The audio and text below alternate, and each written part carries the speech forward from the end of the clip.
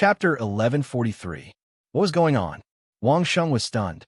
In the entire Grand View Garden, there were more than 600 people in the original Wang mansion. Now, everyone had a set of wedding clothes. There were wedding dresses, cheongsams, and ceremonial robes. Almost all of the things that Wang Sheng had mentioned were made. Everyone chose a set that suited them. They wore it neatly and looked at Wang Sheng with a smile. Every single one of the beauties that Wang Sheng saw was wearing a wedding dress. She already had a supermodel figure and appearance. Now, with the temptation of such a full set of clothes, Wang Sheng was dazzled. He felt that his eyes were not enough to take in all of them. "Do you like it?" Mei Er's voice sounded from behind. Wang Sheng turned his head and saw Mei Er in a gorgeous ceremonial robe. The bright red wedding dress was embroidered with gorgeous gold thread. The patterns on it looked so graceful and luxurious. On her head was a gorgeous phoenix crown decorated with various colored gems. She was as beautiful as a flower. She was simply the most perfect bride. Beside Mei Er, Rosa was wearing a simple and slim cheongsam. She only wore a simple red flower on her head. She was also looking at Wang Sheng with a smile. When the two stood together, they were simply two beautiful flowers. They swayed slightly in the morning light, and Wang Sheng's heart was about to melt. "I like it. Such a beautiful scene." How could Wang Sheng say that he didn't like it? Walking forward, Wang Sheng did not hide his love. He held Mei Er and Rosa in his arms on both sides. "Is today the great day that I have been looking forward to?" Wang Sheng had long been looking forward to it, so when he asked Mei Er, he did not hide it. "That's right," Mei Er replied without hiding anything. "Then what does everyone mean?" Wang Sheng gestured to the busy women in wedding clothes around and asked again. "Although I don't intend to hold a grand wedding with the Duke, at least I want to have a simple ceremony with you at home, right?" Mei Er smiled mysteriously as if she was hiding something. "It's not a problem if you want a wedding." Wang Sheng had already told Mei Er that he could give her the grandest wedding at any time. However, it seemed that Mei Er had no intention of changing her original intention. "No, I like it simple." Mei Er shook her head. "As long as our family is here. As long as you like it." Wang Sheng did not mind Mei Er's choice at all. Whatever Mei Er liked, Wang Sheng would cooperate. Wang Sheng really liked Mei Er now, so even if Mei Er wanted to go to heaven, Wang Sheng would find a way to bring her up. "Today, I will bow to the Duke." Mei Er mentioned it again. Rosa also wants it. What else could Wang Sheng say? Would Wang Sheng shake his head at the sight of two beauties as beautiful as flowers and jade? However, all the women in Grandview Garden were wearing wedding clothes. Wang Sheng wondered if he had explained the concept of bride's dress and bridesmaid's dress wrongly, so he saw all the women wearing bride's dress early in the morning. "Before today, they are our sisters." Mei Er finally talked about the women. After today, Wang Sheng heard that Mei Er had not finished, so he took the initiative to ask. "They will all be my and Rose's servant girls." Mei Er didn't hide her words at all. Her face was full of smiles. "Tongfang girls are going to bow to the heaven and earth with their young miss." Is there such a saying? Wang Sheng was directly stunned by Mei Er's powerful explanation. Did all the women wear wedding clothes because they were all going to bow to the Duke with him? "You are so happy that you're going to be silly." Mei Er looked at Wang Sheng with a smile. She liked to see Wang Sheng shocked by her and Rose's arrangement now. He was really happy. "Why don't you go and change your clothes?" Seeing that Wang Sheng was still standing there in a daze, Mei Er couldn't help but push Wang Sheng. Wang Sheng was still in a daze. Mei Er gave a look to several supermodels who were wearing the same type of cape as her. They immediately smiled and came forward. They surrounded Wang Sheng and went back to the bedroom in the back hall to change clothes. Surrounded by a group of fragrant beauties, Wang Sheng seemed to have lost his ability to move. He directly became a puppet. He let the beauties take him to the back, and then helped him take off his sportswear for exercise and change into a matching set of men's clothes with the phoenix crown and cape. After changing, Wang Sheng was surrounded by the women and went to the main hall of Grandview Garden. This was originally the central hall of the Wang mansion, where guests were received. Now, it was turned into the inner residence by Wang Sheng, and it became the most grand place in the inner residence. Mei Er was already waiting there. She was extremely shy and as beautiful as a flower. Tantai Yao stood in the middle and acted as the MC with a smile. Newlyweds bow to heaven and earth. First bow to heaven and earth. Second bow to your parents. Husband and wife bow to each other. This time, Wang Sheng really became a puppet. He could only follow the rhythm and cooperate with Mei Er's movements. He had already seen, heard, and smelled that when he and Mei Er were bowing to heaven and earth, there were at least 200 women bowing to him in the huge guest hall and courtyard behind them. From the moment Mei Er said that these sisters were all maidservants, Wang Sheng knew that he couldn't oppose it. If he firmly opposed it at this time, it would probably bring a destructive blow to the sisters in Grandview Garden. At this time, what else could Wang Sheng do besides being manipulated by others? This was the only way. Send them to the bridal chamber. In Tantai Yao's loud voice, Wang Sheng and Mei were surrounded by a group of beauties behind them and returned to the bedroom in the back hall. Okay, change people and change clothes. Back in the bedroom, Mei immediately clapped her hands and ordered the women. She turned around and explained to Wang Sheng with a smile, I still need to bow to Rosa again. The supermodels in Phoenix Coronet and Red Cape, who had helped Wang Sheng to change clothes, just now left happily. Then, a group of supermodels in Cheongsam came in. Wang Sheng still obediently allowed himself to be manipulated. He allowed the women to take off the groom's attire he was wearing and change into a matching Tang suit. Then, he was once again escorted to the center of the hall. It was still the same routine as before, but this time it was Rosa. When Wang Sheng and Rosa bowed, there were also more than 200 supermodels wearing the same series of Cheongsam bowing with Wang Sheng. However, what surprised Wang Sheng was that there were only more than 400 sisters who bowed with Wang Sheng in the first two batches. What about the remaining more than 200? Were they just going to let it go? How did they arrange it? When they returned to the back hall again, Wang Sheng was stunned to see that Mei had changed into a white wedding dress and looked at Wang Sheng with a smile. I still need to change clothes? When Mei directed a group of supermodels in wedding dresses to come forward and help Wang Sheng change into a suit, Wang Sheng finally couldn't help but ask, I still have to bow again. It was normal to change clothes on the day of the wedding, but to bow several times? This is for another person who can't come. Mei smiled playfully at Wang Sheng and said, This wedding dress is also for her. I will send it to her later. Are you satisfied with this arrangement, husband? Chapter 1144. You should call me master instead, Wang Sheng said with a smile. Then, he changed the topic. However, the smart Mei had already seen from Wang Sheng's eyes that Wang Sheng did not object to it. Her little face immediately showed a wicked smile. She may not agree to your arrangement. Wang Sheng saw that Mei was very happy, so he did not object to her plan. He just reminded her. Mei was going to make Song Yan's decision as well. Although it was just an informal wedding, it was more like a role-playing game in the name of wedding. How could there be more than 600 servant girls? When a young lady got married, it was already generous of her to have one servant girl. Even if there were more than 600 servant girls, the groom would probably be exhausted to death. In the future, he would run for his life when he saw a woman. But Wang Sheng knew that this was Mei Er's way of realizing a dream that could not be realized in reality. At the same time, it was also to realize the dream of these supermodels in the Grandview Garden. Not to mention Wang Sheng. After this, no matter what Wang Sheng and Mei did in the future, they would definitely be their most loyal comrades.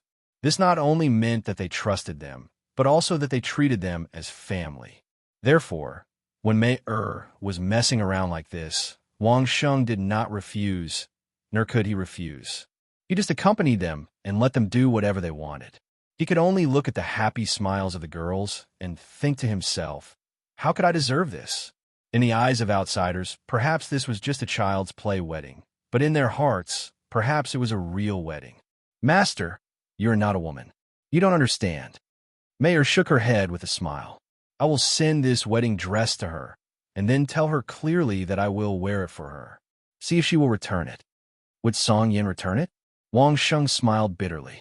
If Song Yin insisted on being aggressive and domineering in bed, she would definitely not accept it. However, if it was the Song Yin she had met at the very beginning, she might have stayed without any hesitation. Who knows? After all, today was Wang Sheng and Mei Er's happy day. Wang Sheng didn't want to ruin everyone's good mood because of these boring things, so he simply played along with Mei Er and let her do whatever she wanted. Mei Er helped Song Yin put on the wedding dress and bowed to Wang Sheng again. This time, Wang Sheng knew what the remaining 200 supermodels were waiting for. So they were waiting for Wang Sheng here. But to be honest, Mei Er was already unbelievably beautiful.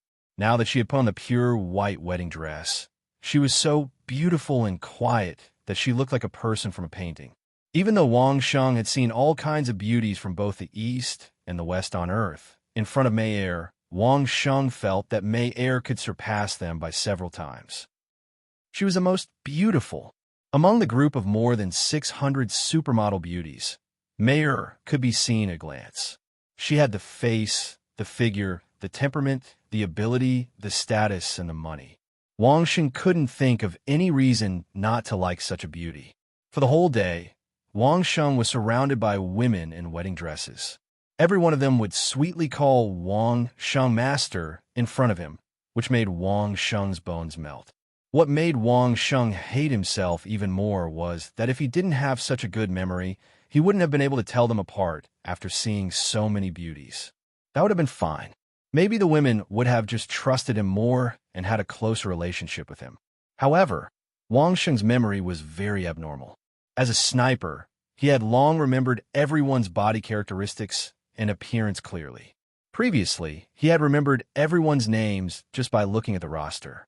Later, after interacting with them a few times, Wang Sheng could remember them without any mistakes.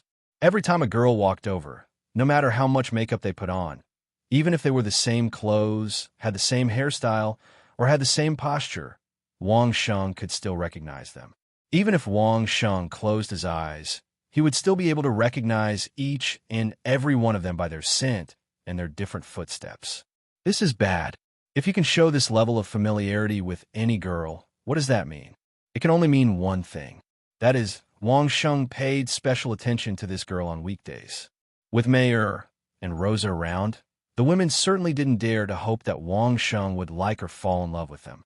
However, this level of concern was enough to make them fall in love with Wang Sheng more and more. Apart from Wang Sheng, no one else could attract them. Originally, the Yongshun cultivation method that the women cultivated required them to have a relationship with someone in their heart. Naturally, the women chose Wang Sheng. Now, Wang Sheng inadvertently expressed enough concern for the women. Every supermodel looked at Wang Sheng as if they were willing to melt into Wang Sheng's arms at any time. When Wang Sheng realized this, he realized that he had made a mistake, but it was too late. At this time, he couldn't tell the rest that he didn't know them, right? Wouldn't that be a typical case of favoritism? Wang Sheng definitely couldn't make this kind of mistake again. He could only make it to the end. On this day, everyone in the entire Grandview Garden had a sincere smile on their faces. Their hearts were also filled with true joy. The only person who wasn't considered as Wang Sheng's inner residence was Tantai Yao. However, she was obviously happy for her disciples to have such a stable and rich living environment. She was even more willing to be happy for this group of disciples from the bottom of their hearts. Because they had to accompany Wang Sheng, the dream workshop was closed today. There was no reason, only a cold notice, which surprised countless people. What happened to Duke Chongqing's residence that even the dream workshop was closed? Today, Wang Sheng spent the whole day among the flowers. Every supermodel whose name he could call snuggled in his arms contentedly and whispered in his ear, even if it was only for a few seconds. In the end, Wang Sheng almost didn't refuse anyone and enjoyed the blessings of love. There was a big banquet in the Grandview Garden, and his family enjoyed the whole day in the garden. There was no business, no social interaction, and no guests. There was only family. Everyone was very happy, and everyone could see that they were happy. At night, when only Wang Sheng, Mei Er, and Rosa were around, Wang Sheng reminded Mei Er, arrange a better life for everyone in the future. I've already arranged it. Mei was obviously more considerate than Wang Sheng. In this big circle outside the Grand View Garden, each sister has a small courtyard with their own maids and servants to serve them. However, only sisters can enter the Grand View Garden. It's getting late. Let's rest. Wang Sheng decided not to mention this in the future. He just looked at Mei and Rosa passionately, looking forward to the moment of spring. Chapter 1145. Rosa smiled and took the initiative to leave the bedroom. But Wang Sheng heard it clearly. Rosa didn't go far. She sat quietly on the bed in the bedroom, as if she was waiting for something. Not only Rosa, there were at least 10 beauties lying in that room, and they didn't make a sound. Did Rosa and the others plan to be the maid of the bridal chamber on the wedding night of Wang Sheng and Mei? That position was clearly the position of the maid of the big family. Wang Sheng had lived in Changshan Gongfu for so long. How could he not know the purpose of that room? Although he was confused, Wang Sheng didn't say anything. Maybe Rosa was worried that Mei's body couldn't bear Wang Sheng's storm, so she was ready to take over at any time? In short, Rosa didn't have any bad thoughts about Mei. Mei had been looking forward to this day for a long time, and so had Wang Sheng. At night, Mei had changed into a gorgeous and slim-fitting qipao. Her pair of slender legs looked even sexier in the qipao. The qipao also accentuated her exquisite figure, making her look even more pleasing to the eye. Wang Sheng did not want to look away. It was a very gentle princess hug. Wang Sheng held Mei in his arms, walked slowly to the bed, and put her down gently. Mei had closed her eyes shyly. Her cheeks were as red as blood, and her whole body was hot. A gentle kiss was printed on Mei's cherry lips. Mei immediately took the initiative to hold Wang Sheng's neck and immersed herself in this kiss. She didn't notice that Wang Sheng's hands had skillfully unbuttoned her cheongsam. Mei closed her eyes and let Wang Sheng do whatever he wanted with her body, as if she had no bones. She let out a soft hum. Then, Wang Sheng discovered that Mei was wearing a set of sexy lingerie that was the same color as the cheongsam. Even lying on the bed, her exquisite figure exuded an amazing beauty. His fingers caressed Mei's delicate skin. Mei was so nervous that she was about to scream, but her mouth seemed to be stuffed with something. She couldn't scream even if she wanted to. That warm and trembling touch made Mei's entire body heat up. Wherever Wang Sheng's hand brushed past, small goosebumps would tremble. Mei, you're so beautiful. Wang Sheng unbuttoned Mei's underwear. His body leaned down, and he gently praised in Mei's ear. When he held Mei's slender waist, Wang Sheng finally said the 3 words that he had never said before, "I love you." As a result, Wang Sheng found that he seemed to have made a mistake again. Wang Sheng completely underestimated the meaning of these 3 words in this relatively conservative source spirit world. Mei's whole body was completely excited. Her whole body trembled, as if she had turned into a giant octopus. She took the initiative to entangle Wang Sheng. Wang Sheng felt the power of Mei, and he didn't know whether to laugh or cry. It was just that these 3 words were common between lovers on Earth, but Mei had such a reaction. It was really surprising. However, Wang Sheng seemed to remember that this was the first time he had said these 3 words to Mei. Mei simply wanted to merge herself and Wang Sheng into one, but her movements were still a bit rusty. Wang Sheng was afraid that his movements would be too rough and make Mei uncomfortable, so he gently guided her and finally completed the step that the 2 of them yearned for. Now Wang Sheng thoroughly understood what it meant to have flesh and blood made of water. Mei's body was as soft as a water bag. He couldn't feel the existence of her bones at all. Every part of her body that he touched made Wang Sheng feel an extreme sense of pleasure.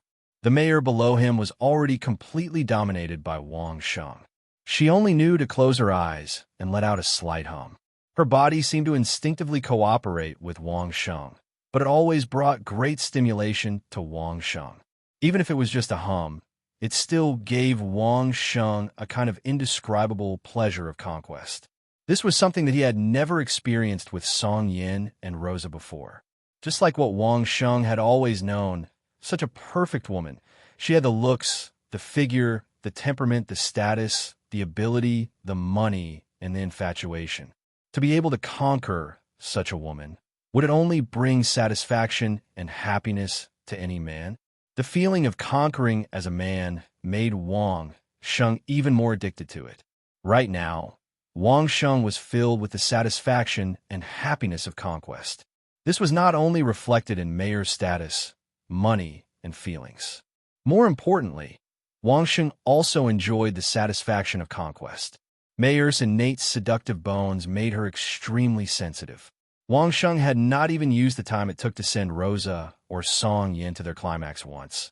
But Mayor had already climaxed several times on her own. In the peak of happiness, Mayor once again trembled with excitement. Then, she fell into a happy, absent-minded coma. At this moment, Wang Sheng's heart seemed to be one with Mayor. Suddenly, he floated along with Mayor and entered a state of harmony. This state was very familiar. Wang Sheng had once felt it when he was listening to the great Grandmaster's concert at the Royal Theatre. When everyone practiced the same cultivation method, they would enter a state of sharing cultivation experience. However, Wang Sheng and Mayor's current state was even better than the situation at the concert. Both of them had practiced the emptiness and calmness cultivation method. Moreover, their current state was even more intimate. It was more in line with the state of dual cultivation. In the cultivation of the emptiness and calmness cultivation method, the two of them seemed to have become one person and were practicing together. Even Wang Sheng himself found it strange. This was such a beautiful moment in the bridal chamber, when both body and mind were at the peak of comfort. How could he spoil the scenery by thinking about cultivation, or the emptiness and calmness cultivation method? Of course, this was something he only thought about after the fact. At that time, Wang Sheng and Mayor had already become one and were advancing the cultivation of the emptiness and calmness cultivation method at the same time. In reality, the two of them had practiced the emptiness and calmness cultivation method for less than a month. However, they were able to practice together under such a unique situation. According to Wang Sheng's understanding, this was clearly the concept of dual cultivation in the Xinshan novels on Earth. What was even more amazing was that, in addition to the extreme unity and calmness of their minds, the two of them were still enjoying an unparalleled peak of pleasure. Moreover, this pleasure continued. It was as if the emptiness and calmness cultivation method had circulated in their bodies for 9 weeks and day. Only then did the two of them quietly slide down from that peak of pleasure. "Master, was I flying just now?" Mayor, who had broken away from the state of dual cultivation, let out a long moan of satisfaction. She hugged Wang Sheng's strong body and asked with some uncertainty. "Yes." Wang Sheng hugged Mayor tightly in his arms. He recalled the unprecedented peak of pleasure just now. As he replied to Mayor, he sighed at the extreme pleasure brought by his natural charm. "We were flying together. That's great." Mayor sighed and buried her head in Wang Sheng's shoulder. She closed her eyes and whispered, "I really want to live like this for the rest of my life." Chapter 1146. It felt like only a few seconds had passed. However, when Wang Sheng looked at his watch, he realized that 2 hours had passed since the couple's first round of intimacy and dual cultivation. He didn't realize that time had passed so quickly, but the effect of cultivation was very obvious. Wang Sheng didn't know how Mayor was feeling, but Wang Sheng himself felt that there wasn't a single part of his body that wasn't comfortable. The spiritual energy in his body was unspeakably smooth. Even if Wang Sheng didn't actively cultivate, the spiritual energy in his body was still circulating at 1/3 of its normal speed. Later, Wang Sheng discovered that this automatic circulation effect lasted for more than 2 hours, and this was after the fact. If the 2 hours of cultivation were added, it would be a total of 4 hours. It was equivalent to cultivating normally for more than an hour every day. Moreover, this kind of cultivation didn't require Wang Sheng's control at all. On the contrary, Wang Sheng just needed to relax and sleep. In his mind, it was unprecedentedly clear. The most important thing about the void and calm heart cultivation method was the word void and calm. The two quietly hugged each other, not saying a word, but it was as if their minds were connected. What was even more amazing was that their minds were clear, but they didn't need to think about anything. It was just that kind of tranquility. It was like the two of them were in an ancient temple deep in the mountains, without any thoughts. Although there was no change in their source souls, the entire source soul space was imperceptibly firmer. Waking up from that state of void and calm, Wang Sheng and Mei were surprised to find that it was already morning. Turning his head to look at his lovely wife, Wang Sheng was a little stunned. The originally seductive Mei now had an indescribable calm and serene aura on her face. She was charming to the bone, but at the same time, she also had a hint of scholarly aura.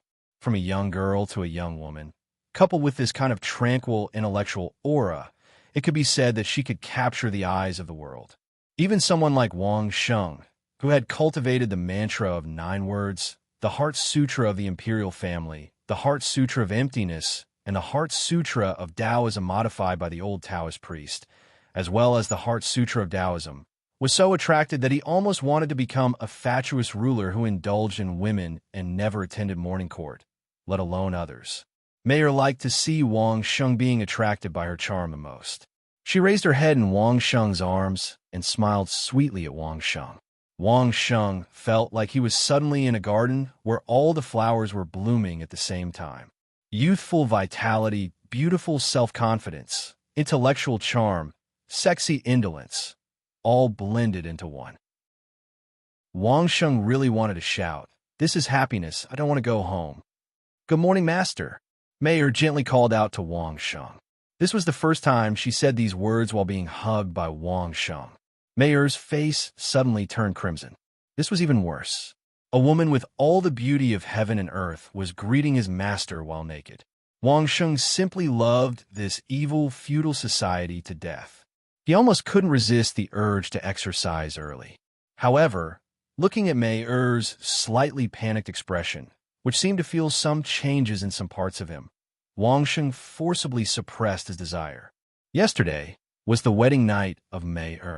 How could she bear his criticism? What's more, if there was a double cultivation situation again, he was afraid that he would have to go out in a few hours. However, this kind of endurance was quite hard. Mei seemed to see Wang Sheng was suffering. She covered her mouth and laughed. When she was done laughing, she gently clapped her hands. Several beautiful women came in from the compartment and greeted Wang Sheng and Mei, who were lying on the bed. "Good morning, master. Good morning, madam." Then they began to serve Mei.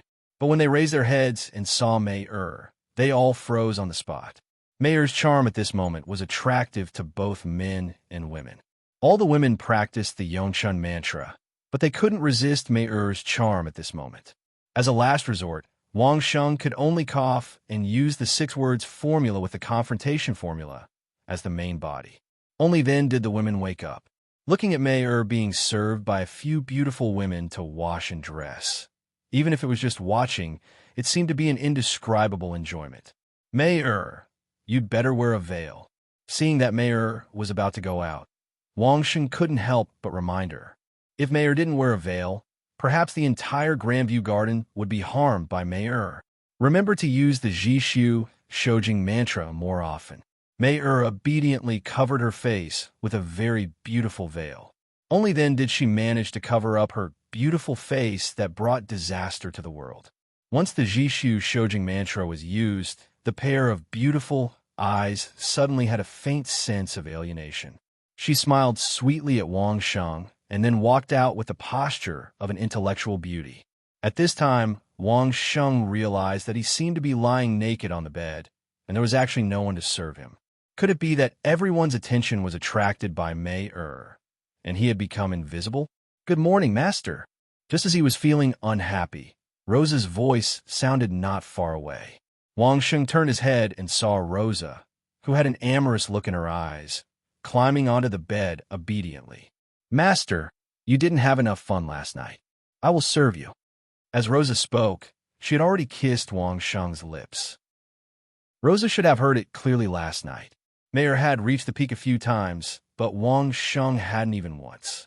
Even though he was extremely happy when he dual cultivated with Mei, his body still hadn't reached its peak. Wang Sheng, who had long been teased by Mei to the point where he couldn't resist, turned over and pressed Rosa down and began his morning training. Carefree days were always within reach, and Mei only slacked off for a day on her wedding day before she once again threw herself into her busy work. The dream workshop had been closed for a day, and the women would definitely go back to work today. Early in the morning, when Wang Sheng finished his routine morning classes, there were only about 100 people left in the Grandview Garden. They had taken turns to work in the residence today. Wang Sheng pondered about the benefits of dual cultivation with Mei yesterday, and went straight to look for old Taoist Ling Su. Old Taoist, your improvement on the meditation technique to observe emptiness is not bad. Wang Sheng gave the old Taoist a thumbs up the moment he saw him. You've added the concept of yin and yang dual cultivation into the Taoist Tai Chi. It's quite good. However, old Taoist, shouldn't you find a Taoist companion to dual cultivate with? The old Taoist rolled his eyes at Wang Sheng in annoyance. He took the wine bottle Wang Sheng handed over, opened it, and took a big gulp. Then he asked slowly, Mayor, and the others said that you haven't been cultivating recently. Tell me what you've learned. Chapter 1147. Why did Maya make such a big scene yesterday? It was because she found out that Wang Sheng had not been cultivating recently. Before this, Wang Sheng's sense of urgency and danger had been very strong. He had practically never stopped cultivating for even a moment. Mayer understood everything that had happened before. In order to deal with the big trouble that might come in the future, Wang Sheng cultivated very hard, which was normal. Only when one's cultivation was higher could he deal with all the enemies in the world. But when Wang Sheng suddenly stopped cultivating, Mayer could not see through him.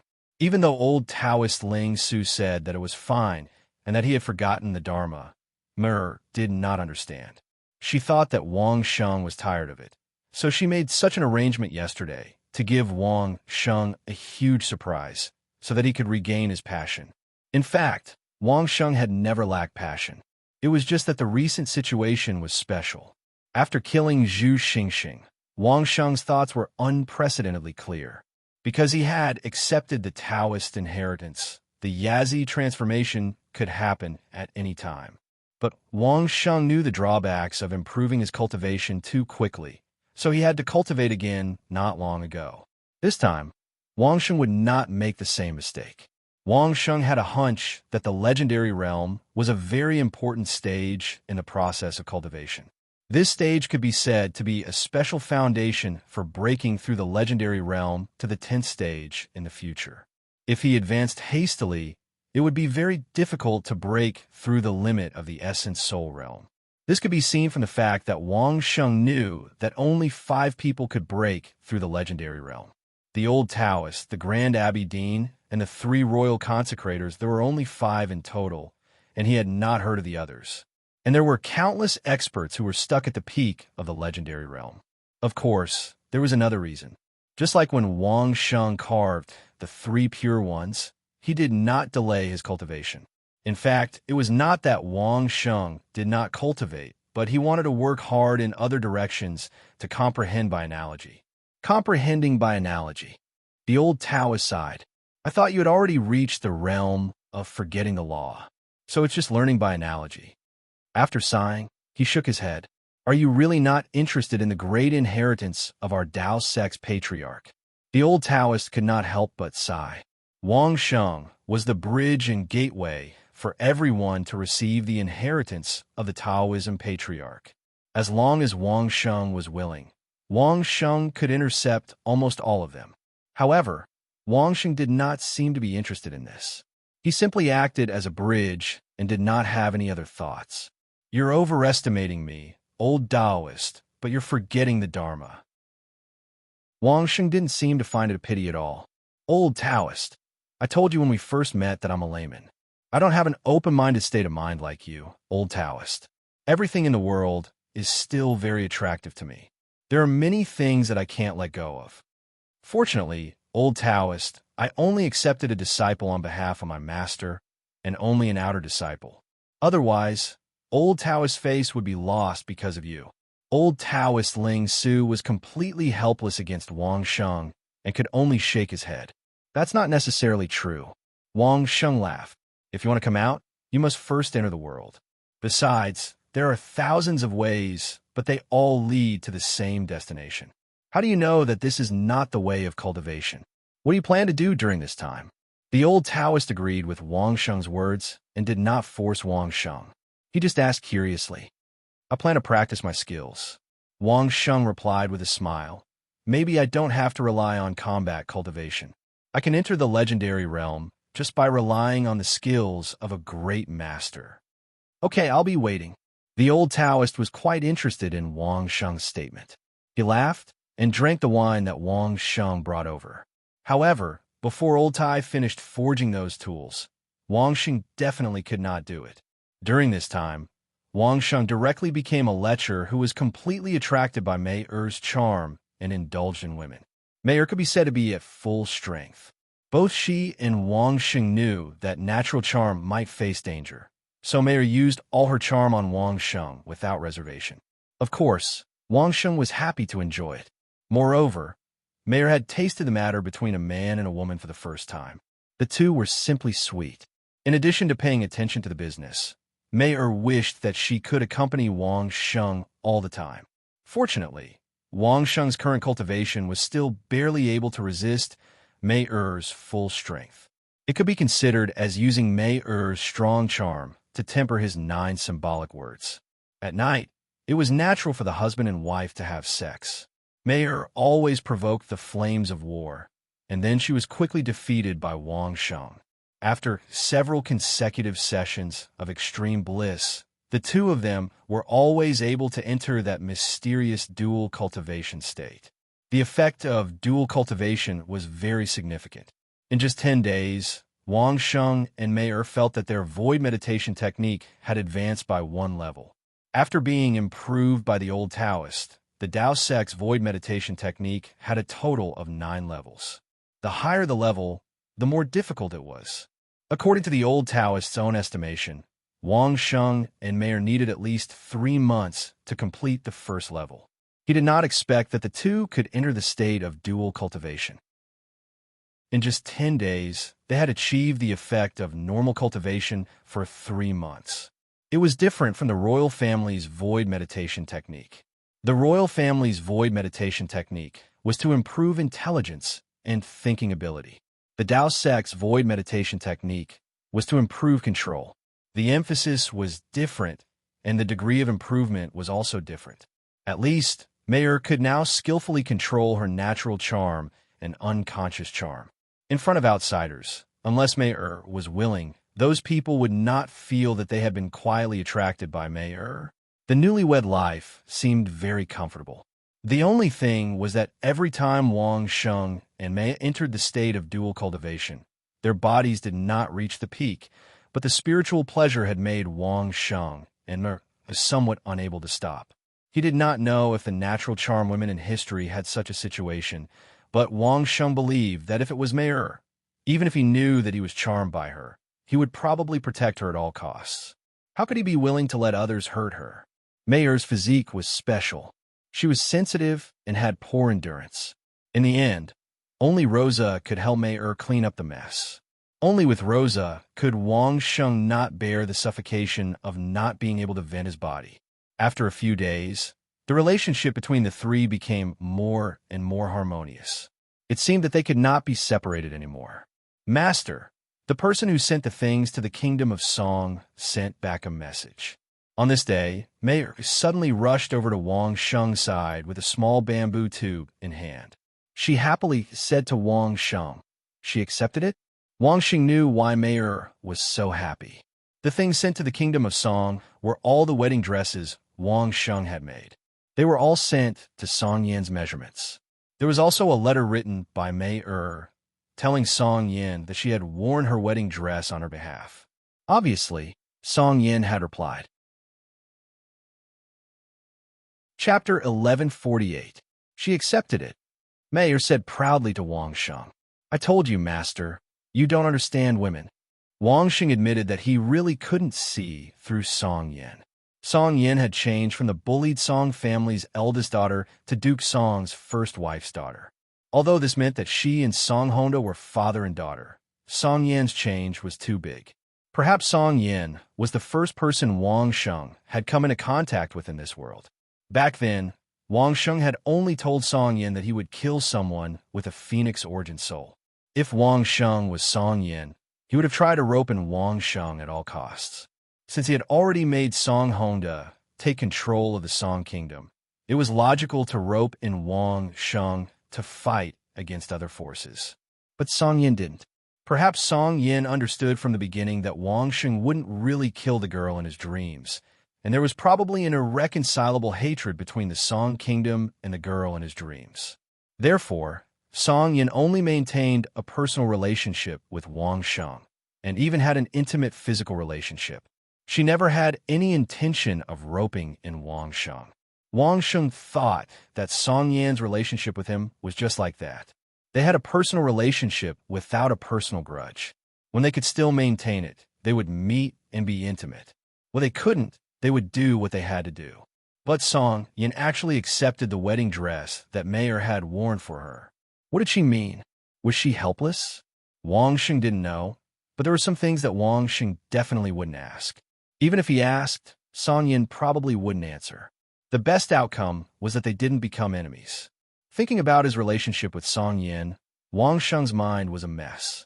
Wang Sheng didn't know what Mayer had said to Song Yin in her letter. He was curious and wanted to ask, but he didn't do anything stupid and let nature take its course. It wasn't until Song Yan's reply arrived that Dream Workshop suddenly released a new batch of products. The new workshop hadn't been built yet, so the new products were still in the Dream Workshop. They were still women's clothing, but they were divided into 3 collections, all of which were wedding dresses. The Enchanting Shawl Series, Enchanting Wedding Dress Series, and Enchanting Chong Sam Series. As soon as the Wedding Dress Series hit the market, it attracted the attention of all the VIPs in the capital. Seeing the beauty, elegance, and happiness of the supermodels in their wedding dresses, even the married female VIPs couldn't help themselves. How could he not buy such a beautiful wedding dress? So what if they were already married? Haven't you heard what those supermodel coaches said about the temptation of uniforms? The temptation of a wedding dress. How could the dead man at home resist such a beautiful dress? Shawls and wedding gowns may be relatively simple, but kipayos are different. Even if it wasn't worn as a wedding dress, it could still be worn as a casual outfit to accentuate a woman's beautiful figure to the extreme. It was the best treasure to display seduction. As soon as the wedding dress series hit the market, it became a big hit. The thousands of finished products prepared by the Grandmasters and Great Masters were all sold out within a day, all bought by the less than 300 female VIPs who had started at the beginning. The customers who rushed over after hearing the news wanted to cry, but had no tears when they saw the empty shelves. On this day alone, the coaches, including Rosa and Mayer, were all bombarded by people for half a day. There was only one goal: to produce a batch of wedding dresses as soon as possible to satisfy the needs of these big customers. If it was only the customers who didn't manage to buy a set of wedding dresses, it wouldn't be a big deal. The problem was that the female customers who had already bought at least one set were also complaining because they wanted to buy more sets. Even though these VIPs had been told that the wedding dresses would take some time, and more importantly, a set of matching jewelry would also take some time, these customers' interest didn't diminish. The shawls that had been sold before, without phoenix coronets, were also sold out just like that. It was said that when some people heard that there were matching coronets, they waved their gold coins and clamored to place orders. Not counting the more than 200 million gold coins that had been sold, the total value of the orders alone was more than 500 million gold coins. And this was only the clothes. The more expensive jewelry had not been included, because apart from the girls in Grandview Garden, no one else knew what the jewelry was. The prices hadn't been set, so they didn't accept pre-orders. The crazy business attracted the attention of many people. Many people had already begun to think about how to deal with this situation. They were obviously the same things, and many small shops were imitating the style of Dream Workshop. However, without the Dream Workshop logo, the prices couldn't be raised. Dream Workshop's starting price was 10,000 gold coins, and the expensive clothes could be sold for hundreds of thousands of gold coins. However, those small workshops and small shops that looked exactly the same could only sell for a few dozen gold coins at most. Even then, they were being picky. It wasn't fair. Why? Fortunately, these words didn't reach Wang Sheng's ears. Of course, even if they did, it wouldn't matter. The luxury clothes and bags on Earth could easily be worth tens of thousands of dollars, and the same high-grade imitation goods could only be sold for a few $100s. Wasn't it fair? Who told you not to have the Dream Workshop brand? After dual cultivating with Meyer for more than 20 days, Meyer was becoming more and more able to control her charm. Wang Sheng also found that his source spirit space was becoming more and more stable, and his control over his body was becoming stronger and stronger. Old Tai finally excitedly told manager Wang to report that the tools Wang Sheng wanted had been completed. A set of extremely slender, yet sturdy, and tough carving and grinding tools were neatly placed in a wooden box. The inside of the wooden box was engraved with a row of perfect indentations, just enough to fit all of these tools. Wang Sheng was pleasantly surprised as he picked up a slender carving knife. There was an array on it, and Wang Sheng activated it with his spirit chi, causing the tip of the carving knife to suddenly become sharp. This was Wang Sheng's request. After activating the array with spirit chi, the tools would become easier to carve. According to Wang Sheng's request, there were more than 10 carving knives, and they were all extremely thin. Some had curved heads, some had round heads, some had straight heads, and so on. There was also a set of small grinding tools with different specifications. The largest tip was less than a millimeter in diameter, and the smallest was at most a tenth of a millimeter. As long as Wang Sheng activated the array with his spirit chi, the grinding head would quickly spin. He casually used the carving knife to carve a few times on a piece of hard jade. It was very convenient, so Wang Sheng nodded in satisfaction. Seeing Wang Sheng nod, Old Tai revealed a smile. "What do you plan on making with these things, Duke?" Old Tai and Wang Sheng's relationship was not normal, so he didn't care about his status. He curiously asked Wang Sheng, "It's so small. Could it be that Duke plans on carving?" "It's not carving." Wang Sheng directly shook his head. There were indeed people in the exquisite pavilion who did carving, but they only did carvings on wood. Wang Sheng wanted to carve a very hard jade. "Allow me to keep you in suspense. Wait until I take out something, then I'll ask you to carefully appraise it and see if it has the qualifications to become a great grandmaster." Chapter 1149. Then I'll wait and see. Old Tai knew that Wang Sheng could always create miracles. Not to mention the earliest lathe, just the design of the clock that he took out some time ago was enough to amaze all the craftsmen in the pavilion of Linglong. If someone wanted to make something similar in the past, everyone would definitely think of using the formation stone just for the power of the clock. Of course, they would have to input spiritual energy every day. This also limited the use of ordinary people. However, Wang Sheng had completely solved the problem of the clock's power with an elastic steel coil. Even an ordinary person could make the clock run for more than a day if they casually strung it. Once this design was made, it could be imagined that the clock would definitely become popular in the whole kingdom. It should be known that people now calculated the time by looking at the sun or the dripping copper hourglass, which was not very punctual. It was normal to not know the time when it was cloudy and raining. What was more particular was to use incense sticks to measure the time after looking at the time, and then use manpower to tell the time. There had never been a tool that could accurately represent the time. Once the clock was made, all the other methods could be abandoned, and they could only look at the clock. Of course, what was more particular was to wear a delicate watch like the Duke, which could be used to check the time at any time. If this clock could be reduced to the size of Wang Sheng's watch, it would be no problem for the participating grandmasters to advance to several great grandmasters.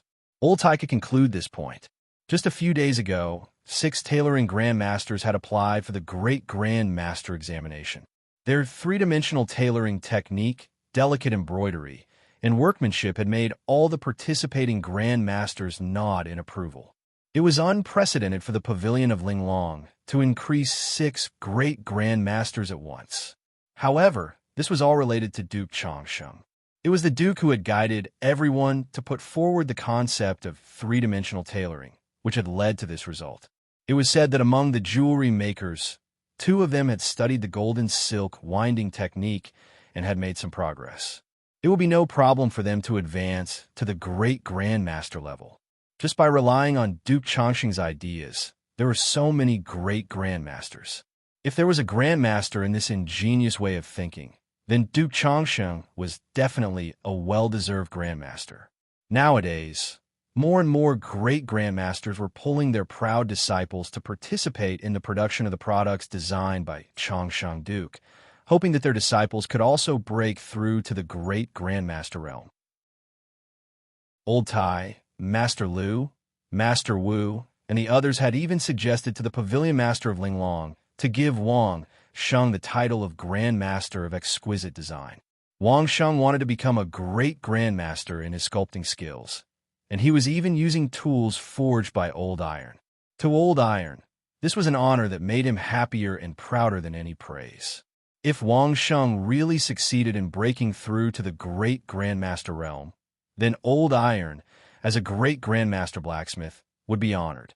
After getting the tools, Wang Sheng practiced on a few ordinary stones for less than 10 days.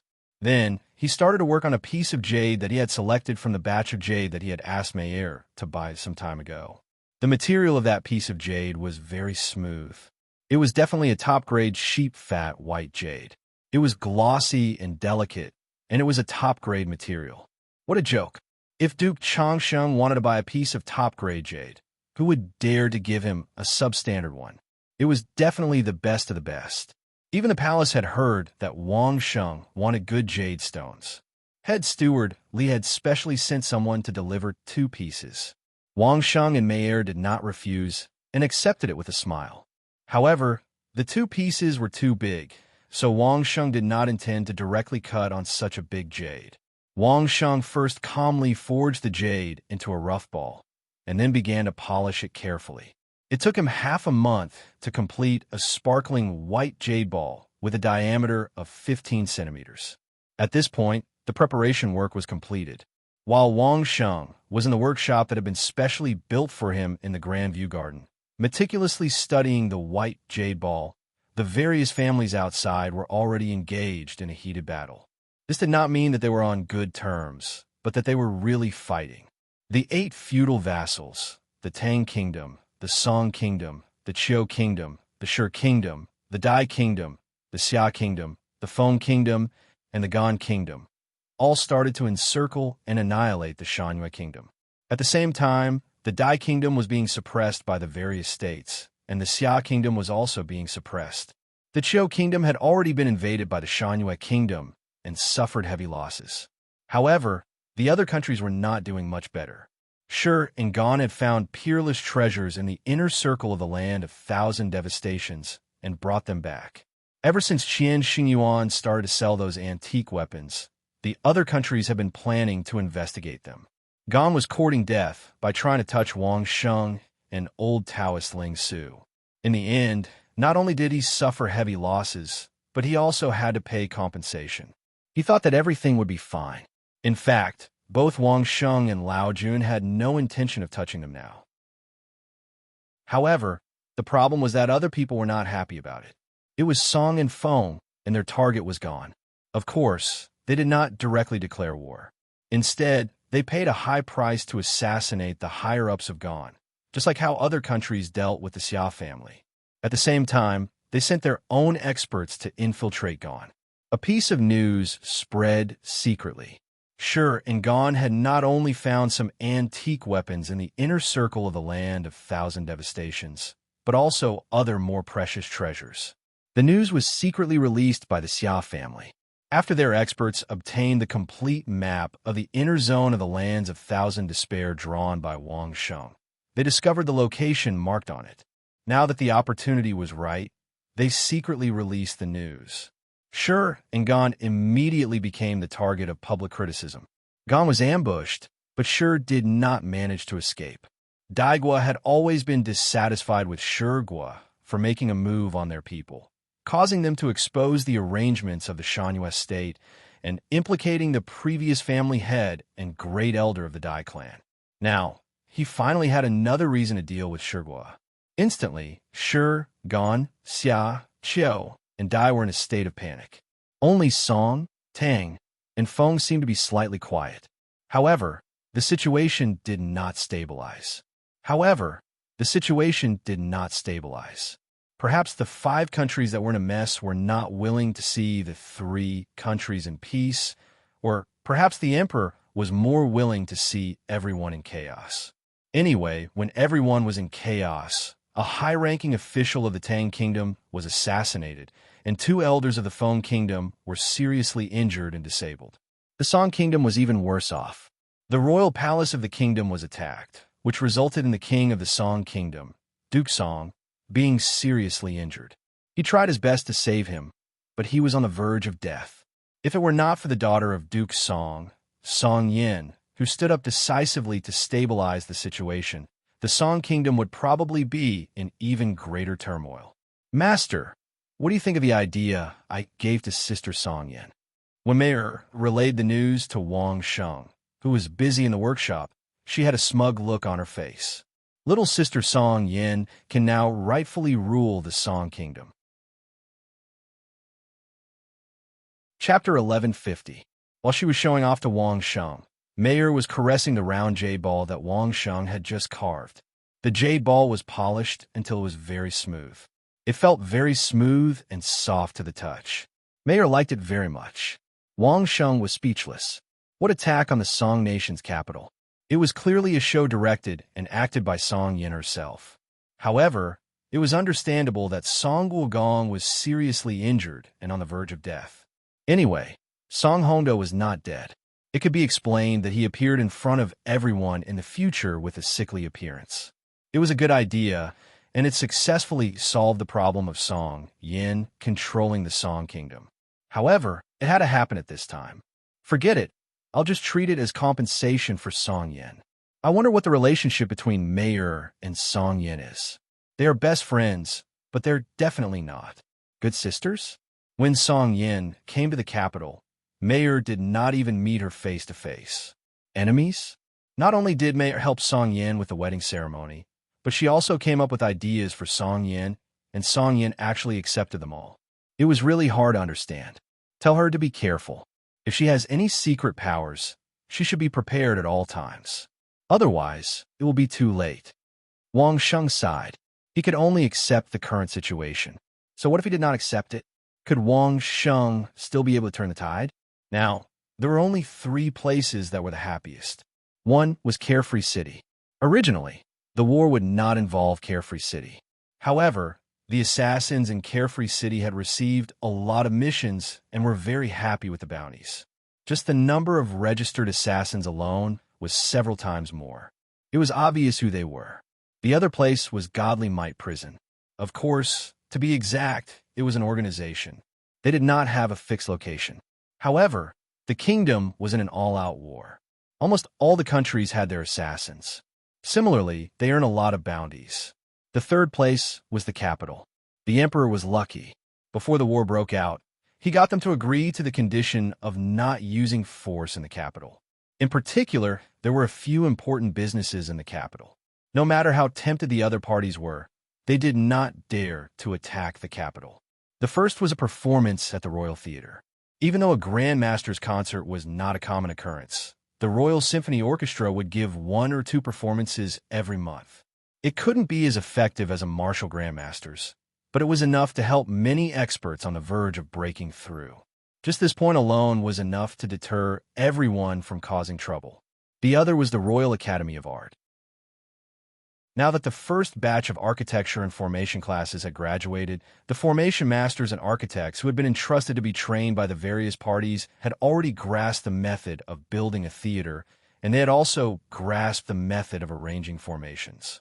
Every vassal state was now building their first theater, and all that was left was to wait for the completion of large-scale training of experts. Then there were the series of businesses under Mayor's name.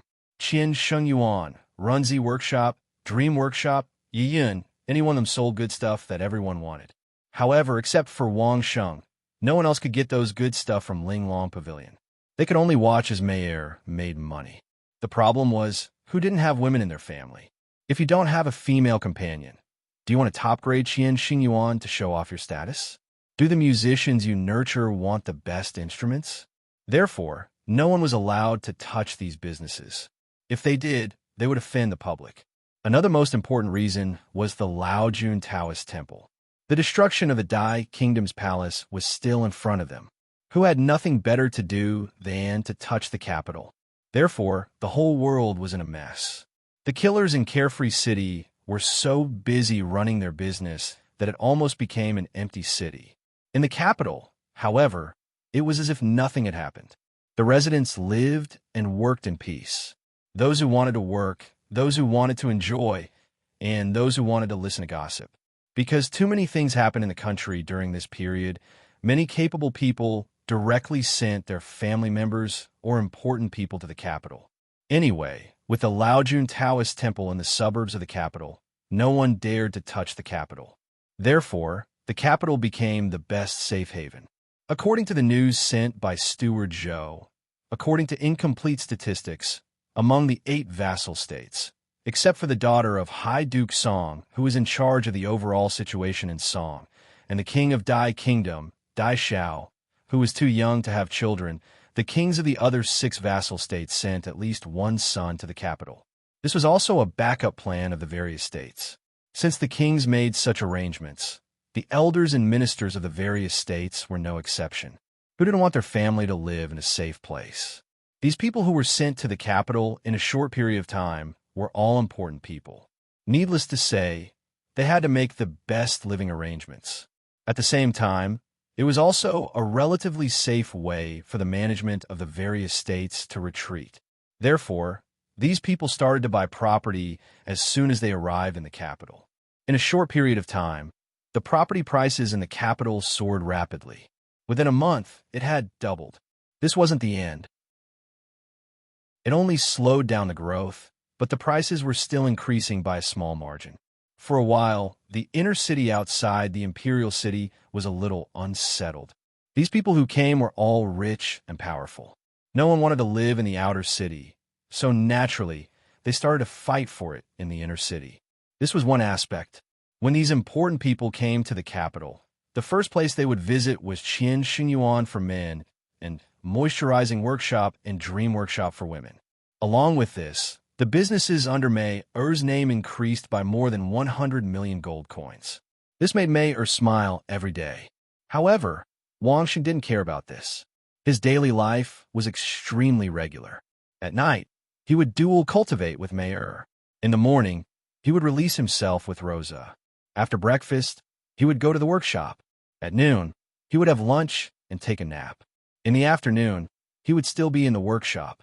At night, he would accompany Mei Er and Rosa for dinner. After that, he would go to the small theater to listen to music and recuperate.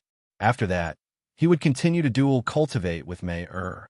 As Mei Er became more and more nourished, her face glowed brighter and brighter. At the same time, she was able to control her charm better and better. On one hand, she was doted on by Wang Sheng, and on the other hand, she was stimulated to make money. Her mood was extremely good every day. The only thing she was unhappy about was that ever since Wang Sheng started to carve the white jade ball, Wang Sheng didn't let Mei Er touch it easily. This made her a little unhappy. However, after hearing Wang Sheng explain to her what he wanted to do, Mei Er didn't insist on touching it anymore. What Wang Sheng wanted to do was too delicate. A slight mistake might make Wang Sheng's previous hard work go to waste. Mei Er didn't want to ruin Wang Sheng's work with her own hands. Master, Steward Zhou invited you and Madam to go back to your original mansion again yesterday. In the morning, when Rosa helped Wang Sheng put on his clothes and straighten his belt, she asked casually, "Master, are you going?" "Yes." Wang Sheng sighed and said, "The Emperor is really annoying. Can't he let me rest for a few days? By the way, you go with Madam and block for her when appropriate. Has the Empress spoiled Madam too much recently?" Chapter 1151. Previously, when Wang Sheng and Mayer met the Son of Heaven, Rosa took the initiative to avoid them. She was very clear about her identity, so she did not do anything that crossed the line. Now, Wang Sheng let Rosa accompany Mayer, which made Rosa excited. This showed that Wang Sheng had accepted her from the bottom of his heart, and it was no longer the simple relationship in the past. All of this seemed to have started from the day when Mayer and Rosa married to Wang Sheng in order to give Wang Sheng a surprise. Holding back her excitement, Rosa agreed, and then continued to help Wang Sheng fix his belt as if nothing had happened. However, she did not help Wang Sheng tie his belt twice in a row, which clearly revealed her gaffe. "Don't be nervous." Wang Sheng reached out and caressed Rosa's face and said softly, "Take your time." Rosa nodded gently, feeling the courage that Wang Sheng's big hand passed to her, and finally smiled. Under the smile, there were obvious tears in her eyes. As for bringing Rosa along, Mayer was also very happy. She held Rosa's hand all the way like a good sister. After greeting the Son of Heaven, she went straight to the back hall to find the Empress. These days, the Empress was probably very happy. Just the business partnership with Mayer, she earned hundreds of millions of gold coins. It would be strange if she was not happy. Watching Mayer pull Rosa away happily, the Son of Heaven's eyes moved from Mayer to Wang Sheng. However, in Wang Sheng's view, the Son of Heaven seemed to be a little worried and lacked confidence. Mayer's cultivation seems to have broken through the 7th degree realm, and her soul is only 5 stars, right? The Son of Heaven suddenly asked. Wang Sheng didn't believe that Tianzi had just found out about this. Wang Sheng wasn't the only one who knew that Mayer was Tianzi's biological daughter. It would be the biggest joke if Tianzi didn't know about it. Knowing that she was his daughter, how could he not pay attention to her? Is it strange? Wang Sheng's lips twitched. Steward Zhou and the rest are already able to break through to the 10th stage realm, while Mayer is only in the 8th stage realm. What's so hard to understand? Anyone can do it? Tianzi was stunned for a moment and then laughed. That's right, even Steward Zhou and the rest who broke through to 9th stage realm peak could happen, whereas Mayer was only in 8th stage realm. What kind of miracle was that? Thinking of this, Tianzi became curious and couldn't help but ask. Of course, Wang Sheng answered without hesitation. How do we do it? Tianzi immediately asked. Steward Zhou, who was at the side, had already inadvertently pricked up his ears, afraid that he would miss something. It's simple. Wang Sheng smiled. First, you have to believe that you can do it. Steward Zhou and the rest should have experience.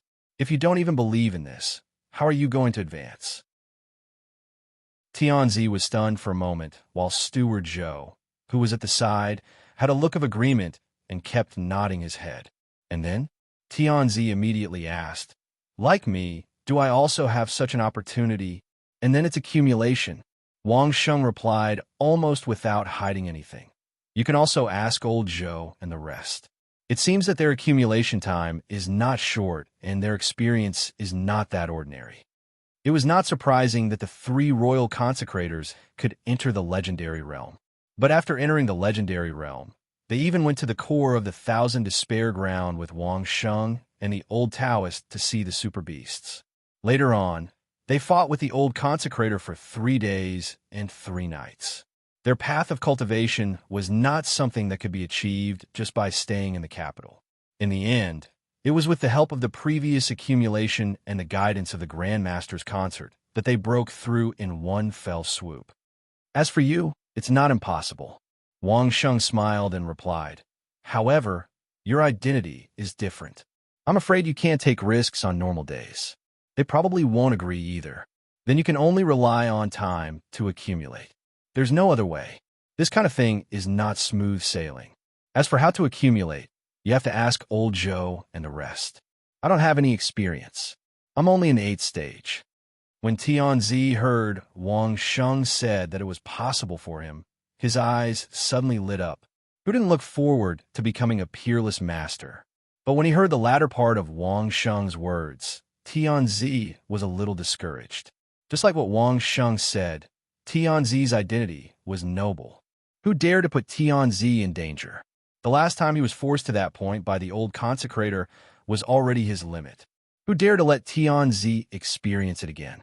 Did they not want their lives anymore? Then what about Mayer? Tianzi couldn't help but ask Mayer again. Mayer is the same. Wang Sheng smiled. However, whether it's you or Mayer, both of you are not the combat type.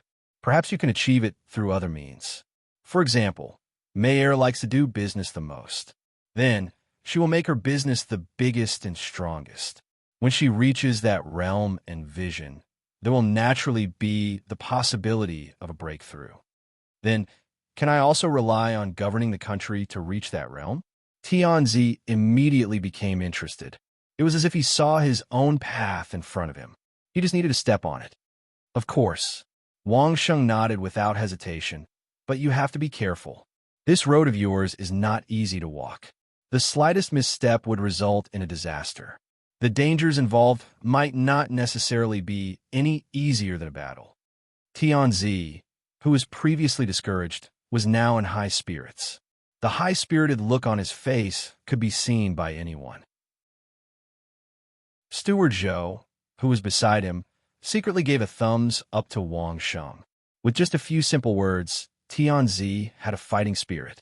This was much better than the few of them working together for many days. Speaking of which, you deliberately interrupted the process of my meticulous work of art. It can't be just to ask these few questions, right? Wang Sheng casually threw a mouthful of food from the plate in front of him into his mouth. After swallowing it with wine, he asked with slight dissatisfaction. In front of the Son of Heaven, Wang Sheng did not have the slightest bit of politeness.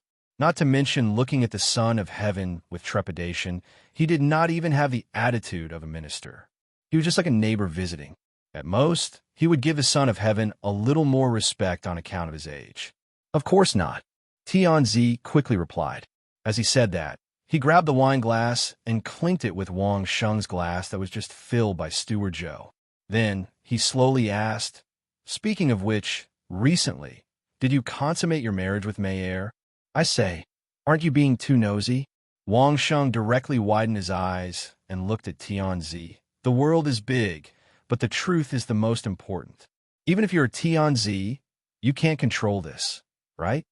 I'm not Tianzi now. Tianzi saw Wang Sheng's attitude and suddenly felt a little angry. He couldn't help but push his glass. "Let me ask you as Mayer's father. Is there such a thing? If it's as Mayer's father's identity, then I can control it." Wang Sheng didn't answer yes or no. Instead, he looked at Tianzi and frowned. "Why do you want to recognize Mayer at this time? It has been so many years. What have you been doing?" Chapter 1152. For so many years, didn't I see her living well? Tianzi replied with a smile. But now you bullied her, so as her father, I have no choice but to stand up. Bully? Wang Sheng was so angry that he almost laughed out. In just a few years, I gave Mayer billions of gold coins, and you call this bullying? Why don't you use billions of gold coins to bully me? Steward Zhou couldn't hold it anymore and laughed out loud. Then, he immediately realized that he was being rude in front of the emperor and quickly covered his mouth. However, his shoulders were twitching, and it was obvious that he couldn't hold it all in.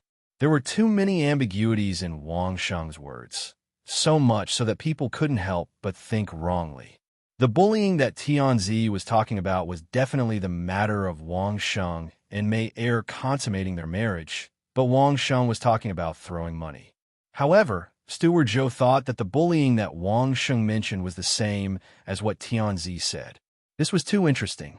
Tianzi coughed a few times and was choked by Wang Sheng. He pointed at Wang Sheng and couldn't speak for a long time. Wang Sheng, of course, understood the ambiguities in his words, but Tianzi was cunning. At this time, he suddenly used Wang Sheng and Mayer consummating their marriage. Perhaps he had some ulterior motives. No matter what he wanted to say, he had to block him first. If you have something to say, then say it. If you have something to say, then discuss it. Wang Sheng didn't care how serious it was for Tianzi to point at him and couldn't speak. He still used his usual tone and said, "Don't use this as a bargaining chip. Unless you want to use your father-in-law's identity to discuss things with me. I am your father-in-law. This is a fact. Tianzi was blocked by Wang Sheng again, and he couldn't help but ask. Seeing that you have been taking care of Mei Er recently, it can barely be considered. Wang Sheng nodded and didn't care about Tianzi's identity at all. However, at most, it can only be considered as a small part. When she was really in trouble, where were you? When she was being chased, I was by her side, not you. I owe her this. Now that Wang Sheng had said this, the Son of Heaven did not hide his feelings. He said with some sadness, "You also know that at that time, I had no choice. By the time I took control of the royal family, I could no longer find her. Then we'll make up for it in the future. Don't ever let anyone bully her again." Wang Sheng was not the kind of person who would not let go of the matter of Tianzi. At that time, Tianzi did indeed have his own difficulties. The fact that Mei Er was able to survive was already proof that Shadow was loyal enough back then.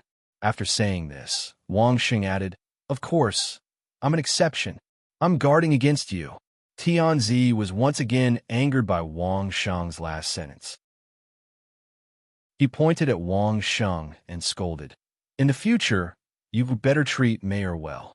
If I find out that she has suffered even the slightest grievance, I will let the 3 great consecrators go to her door. Don't worry." Wang Sheng directly gave Tianzi a guarantee. Just when Tianzi thought that this was reassuring him, Wang Sheng said the second half of the sentence. "For a long time, Ancestor Ling Su will definitely live in my house. The 3 great consecrators can't beat him." Steward Zhou almost spat out again, but he managed to hold it back in time. But the eyes of Tianzi and Wang Sheng fell on him at the same time, which made Steward Zhou very embarrassed. Just as he was about to apologize, Wang Sheng suddenly opened his mouth. "Old Zhou, don't be afraid. Although you can't beat Ancestor Ling Su, I will talk to him. I will only teach you a little lesson and won't let you get seriously injured." This time, even Tianzi was speechless. Steward Zhou secretly thanked Wang Sheng in his heart. Wang Sheng's words had made him lose his composure in front of a monarch, once again disappear without a trace. "You must go against me, right?" Tianzi was so angry that he didn't know what to say. The series of words that he wanted to say before were completely useless now. He was very uncomfortable. How can it be right? Wang Sheng picked up the wine cup and signaled Steward Zhou to quickly fill Tianzi's cup. Tianzi picked up the wine cup angrily and ignored Wang Sheng's gesture of touching his cup. He drank it in one gulp and slapped it on the table. "If this isn't right, then what is?" "Hey, you are Tianzi. You should not show your emotions, and you won't change your expression even if the mountain collapses in front of you." Wang Sheng directly replied with a sentence. "As Mei Er's father, you must want her to live well. It just so happens that I think so too. Our goal is the same, but don't add other things to our relatively friendly relationship. It's not worth it." After finishing his sentence, Wang Sheng slowly drank the wine in his cup. Tianzi's face was a little red from what Wang Sheng said. In fact, how could he not have any thoughts? He was thinking of using Mei Er's identity to make a good deal, but he was rejected by Wang Sheng in that way at the beginning. Now he used this method to expose it. It was so embarrassing. After sitting for a while, whether it was Steward Zhou or Wang Sheng, they didn't make a sound. They just drank silently and waited for Tianzi to figure it out himself. After a while, Tianzi seemed to have thought it through. He let out a long sigh and picked up the wine cup to Wang Sheng. "I thought too much. It's my fault." Tianzi actually apologized? Steward Zhou looked at this scene and didn't know what to say. Perhaps, with Tianzi's character, he would only have such a performance in front of Wang Sheng. Of course, this was also because the series of ideas that Wang Sheng gave to Tianzi were all effective. That was why Tianzi bowed his head. Steward Zhou would never admit that Wang Sheng said a long time ago that using Tianzi's power to command the nobles was a great threat to Tianzi. Now that Tianzi was willing to apologize, it meant that Tianzi was wise and could listen to good words. Since both of you have consummated your marriage, shouldn't you give Mei Er a decent wedding? After Tianzi apologized, he immediately changed the topic. "I have also thought about it. I will immediately recognize her and restore the title of Princess Mei Er." We must have a grand wedding. Mayor isn't willing. Wang Sheng's words made Tianzi speechless. Such a good opportunity to pull Wang Sheng to his side, but his own daughter was actually not willing. Wedding and recognizing relatives were all means for Tianzi to further rope in Wang Sheng. However, this was an overt plot that Wang Sheng couldn't refuse. But if Mayor wasn't willing, then there was no need to say anything. Tianzi definitely wouldn't force Mayor to do something she wasn't willing to do. Since Mayor isn't willing, then forget it.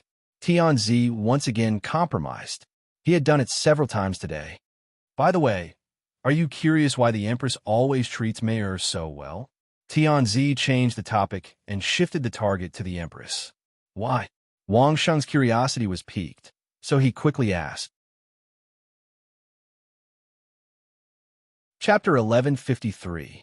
Before Wang Sheng went out in the morning, he had already told Rosa about this matter. The Empress pampered Mayor too much. People couldn't help but suspect that the imperial family was plotting something. Letting Rosa accompany Mayor to see the Empress, on the one hand, was to raise Rosa's status. On the other hand, it was also to let Rosa pay more attention to Mayor. After all, sometimes this kind of familial care was the most difficult to resist the sugar-coated bullet. Now, Mayor and Rosa were still meeting the Empress in the back hall. Wang Sheng didn't know if there was anything else, but the Emperor took the initiative to mention it, which made Wang Sheng curious. Have you heard the story of the royal family? The Emperor didn't answer directly, but asked a question. It's mainly about my story 20 years ago. I have heard of it. Wang Sheng nodded.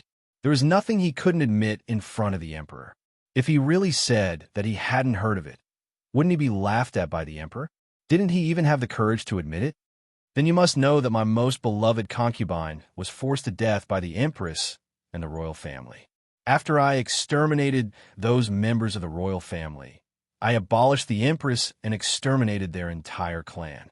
The Son of Heaven slowly told him part of his experience. And I know this part. Wang Sheng still nodded. If the Emperor wanted to talk, then he would cooperate with him. Anyway, he had to explain to Wang Sheng the unique feelings the Empress had for Mayor. If he wanted to know, he had to make the Emperor happy. Later, I found another woman born with a natural charm to enter the palace, and took her as a concubine. The Emperor continued. Finally, I helped her become the Empress, which is the current Empress. Do you know this? I know this too. Wang Sheng nodded. Whether it was the folklore or the records of Laojun Temple, there was this part. The content was similar, and there was no difference overall. Then, do you think that I'm addicted to the natural charm of a woman and can't extricate myself? The Emperor suddenly asked Wang Sheng with a bitter smile. If it was in the past, I would definitely think so. Wang Sheng nodded his head and raised his glass to toast with the Emperor. You are a fatuous ruler who indulges in women. What about now? The Emperor was not annoyed by Wang Sheng scolding him as a muddle-headed ruler. Instead, he asked Wang Sheng with interest, how do you feel now? You actually have the ambition to conquer the world. That's really amazing. Wang Sheng gave him a thumbs up. You're definitely a genius in the cultivation of mind calmness mantra. It should be at least the second stage now, right? Seeing Wang Sheng's thumbs up and hearing Wang Sheng's praise, Tianzi couldn't help but laugh. This was a truly happy smile. After all, Wang Sheng himself was a person who knew what was good and what was bad. He had also cultivated the heart of calmness and knew how difficult it was to cultivate it. However, if the Emperor knew that the old Taoist Ling Su had directly cultivated to the second stage of the heart of calmness mantra in just a few minutes, would he still be able to laugh? Then, why do you think I still have to find a woman who is also born with a natural charm? After the Emperor finished laughing, he asked Wang Sheng with slight pride. And could it be that you want to see an object and think of her? When Wang Sheng said this, he immediately felt that it was inappropriate. No, the Empress is not an object. Anyway, you just want to remember the deceased beloved concubine? A lot of people think so. The Emperor laughed again. This time he laughed out loud. If it were you, would you find a woman who is born with a natural charm to remember Mayor? These words were not pleasant to hear. What do you mean by remembering Mayor? Isn't this cursing Mei Er to have an accident? However, the emperor was Mei Er's biological father. He definitely wouldn't have such thoughts. Then, there must be other reasons. Wang Sheng's heart moved. He thought of the empress's excessive pampering of Mei Er. He opened his mouth and asked, the eunuch who was responsible for killing the beloved concubine, was it the shadow of carefree city? In the emperor's eyes, there was a hint of appreciation. You can think of this question in an instant. Amazing. After a compliment, he directly nodded and admitted, yes, it was him. In an instant, Wang Sheng understood everything. This empress was actually the beloved concubine who was said to have been killed. If Wang Sheng guessed correctly, the shadow's cultivation was insufficient, so he could only protect one of the beloved concubine and Mei Er. He had no choice but to give Mei Er away and protect the beloved concubine by himself. This was also why even if the shadow lost Princess Mei Er, he was still able to gain the trust of the royal family and the emperor. It turned out that he risked his life to save the beloved concubine. This secret, even Lao Junguan didn't know, and the emperor must have been hiding it from everyone. Later on, in order to remember the beloved concubine, he deliberately took in a naturally charming woman from the common people. This was simply a cover to deceive people. The truth must be that the current empress had changed her appearance and reappeared by the emperor's side. As for the people in the palace who knew, they must have died long ago. Biological mother? Although Wang Sheng thought of this, he still asked, biological mother. The emperor knew what Wang Sheng was asking and quickly nodded. Steward Zhou, who was next to him, lowered his eyes. He didn't say anything and didn't show any surprised expression. Obviously, Steward Zhou was also an insider. No wonder the emperor spoiled Mei Er so much. In Wang Sheng's opinion, even a biological mother might not be able to do that. Now Wang Sheng completely understood. That was the empress's true feelings. For so many years, she couldn't take good care of Mei Er and let Mei Er suffer so much. This was a mother's nature to give the best to her daughter. Wang Sheng thought that this was another conspiracy of the royal family, wanting to use family affection to win over Mei Er. It turned out that Wang Sheng thought too much. So awkward. No wonder the empress sometimes looked at him like a mother-in-law looking at her son-in-law. It turned out that she was really looking at her son-in-law. Hey, you two are really not sincere. After Wang Sheng figured it out, the first thing he said was to complain to the emperor, your own daughter's business, and you two actually want to steal half of it. Too much. The emperor originally wanted to see the feeling of Wang Sheng being suppressed by his wife, but in the end, he waited for Wang Sheng's complaint, which made the emperor almost vomit blood. He didn't vomit blood, but the glass of wine that he just drank sprayed out. The emperor didn't even have time to wipe the wine stains on his chin. He pointed at Wang Sheng. His finger trembled, and he couldn't say anything. Forget it. Seeing that you two have indeed helped Mei Er solve a lot of trouble, half it is. Wang Sheng's magnanimous expression made the emperor want to give Wang Sheng a hard punch. However, this punch did not land. That was because Wang Sheng had asked a question. Are you not going to tell Mei Er? Chapter 1154. I want to tell her.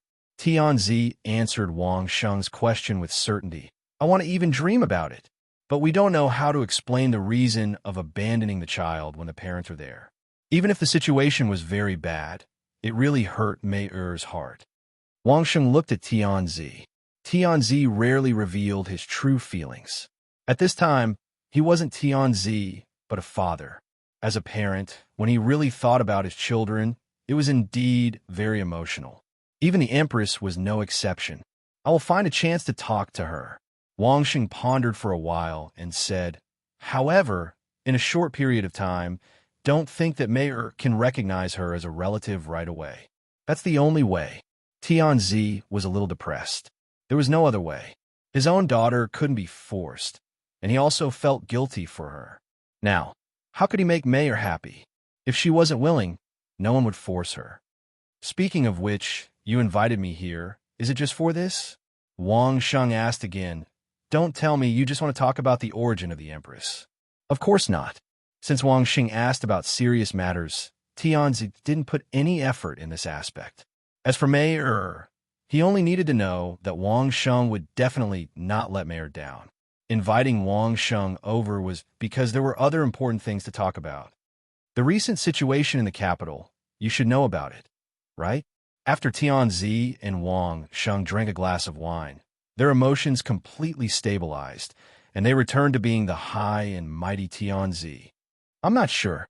I just know that there are a lot of people, and many important people came. Wang Sheng said honestly, in fact, this is a good thing. It shows that all parties really treat the capital as a place where no force can be used. I know this is a good thing. Tianzi nodded, but now the land is getting more and more expensive, and there are more and more people. How should we solve this? The size of the capital, the imperial city, the inner city, and the outer city were all fixed. At first, it wasn't too crowded, and Mayor's business was even able to buy the entire square. One had to know that a square was equivalent to a large neighborhood, and it could accommodate at least a few thousand people. But when these important people came, they would have to put on airs, whether it was a young master or a young miss, or a true elder or an important minister. How could they casually find a commoner to live in? An official's mansion was definitely not easy to buy or sell. Someone immediately thought of learning from Mayor and Wang Sheng and buying the entire square to build their own mansion. With so many people doing this, the inner city of the capital was obviously not enough. When these people made a move, they basically followed the rules. 2 times the market price. Even the emperor couldn't say anything. But the problem was that they could buy houses and land easily. But the original residents of the capital who had their houses and land bought were suffering. They definitely wouldn't dare to refuse. These fellows were all accompanied by expert guards. They could make these ordinary people disappear without a trace in a matter of minutes. Not even a victim's family would be left. But if they sold their houses and land, how could they live? This became a difficult problem that was placed in front of the emperor and the ministers. You also need to ask me this? Wang Sheng's eyes widened. Are those ministers that you raise useless? If they can't live in the inner city, then move to the outer city. If they have money and power, then buy their own houses in the inner city. If they don't have money and power, then just honestly move to the outer city.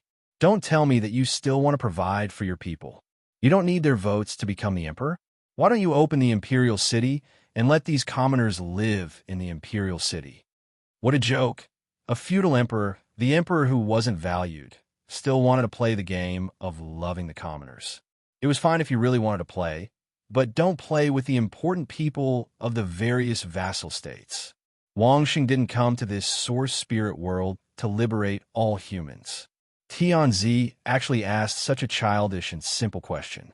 This made Wang Sheng doubt if Tianzi's claim that he had already reached the second stage of the mind control cultivation method and had increased his intelligence twice was true. Could it be that Tianzi was a fool since he was young? I'm not talking about those commoners. The emperor's face turned red.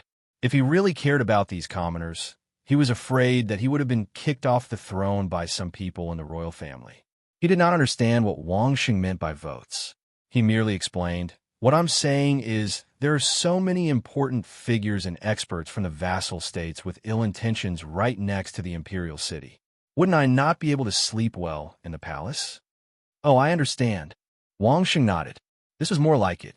It turned out that the emperor was concerned about his safety. It was normal. How can I allow others to snore beside my bed? Is this the logic? Yes.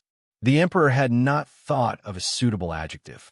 This sentence from Wang Sheng simply hit the bottom of his heart. How can I allow others to snore beside my bed? It was fine if it was beside the palace, but a bunch of high-ranking officials from the vassal states also came to live here. What was this? This is a good thing. Wang Sheng's words once again made the emperor want to go crazy. A bunch of experts who were not under his control were gathered outside the imperial city. How could this be a good thing? Why don't you think about it? They rushed here and spent a lot of money to buy houses and land. What is their motive? Wang Sheng ignored the emperor's expression and asked directly.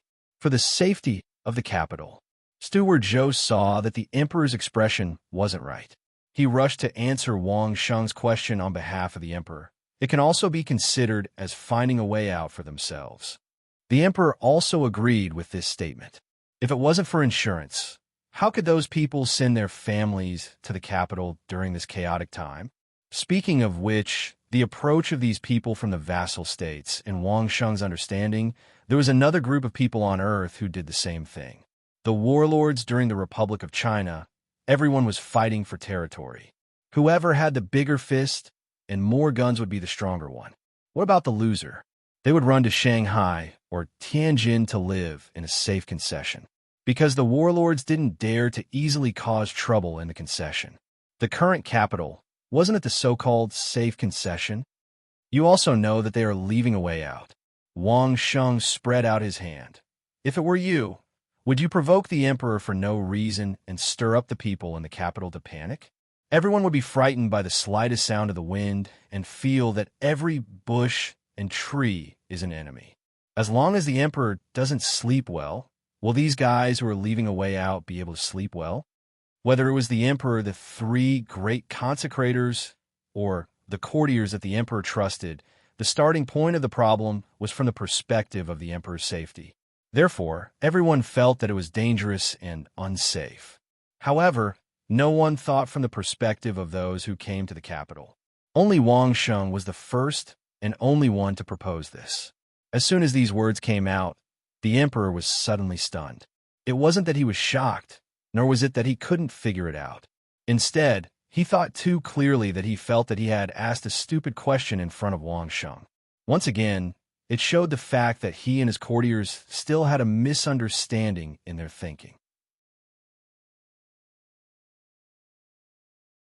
Chapter 1155. Everyone would have subconscious misunderstandings. This was normal. Even Wang Sheng was the same. Using an ancient poem to describe it, it would be not knowing the true face of Mount Lu, only because you are in the mountain.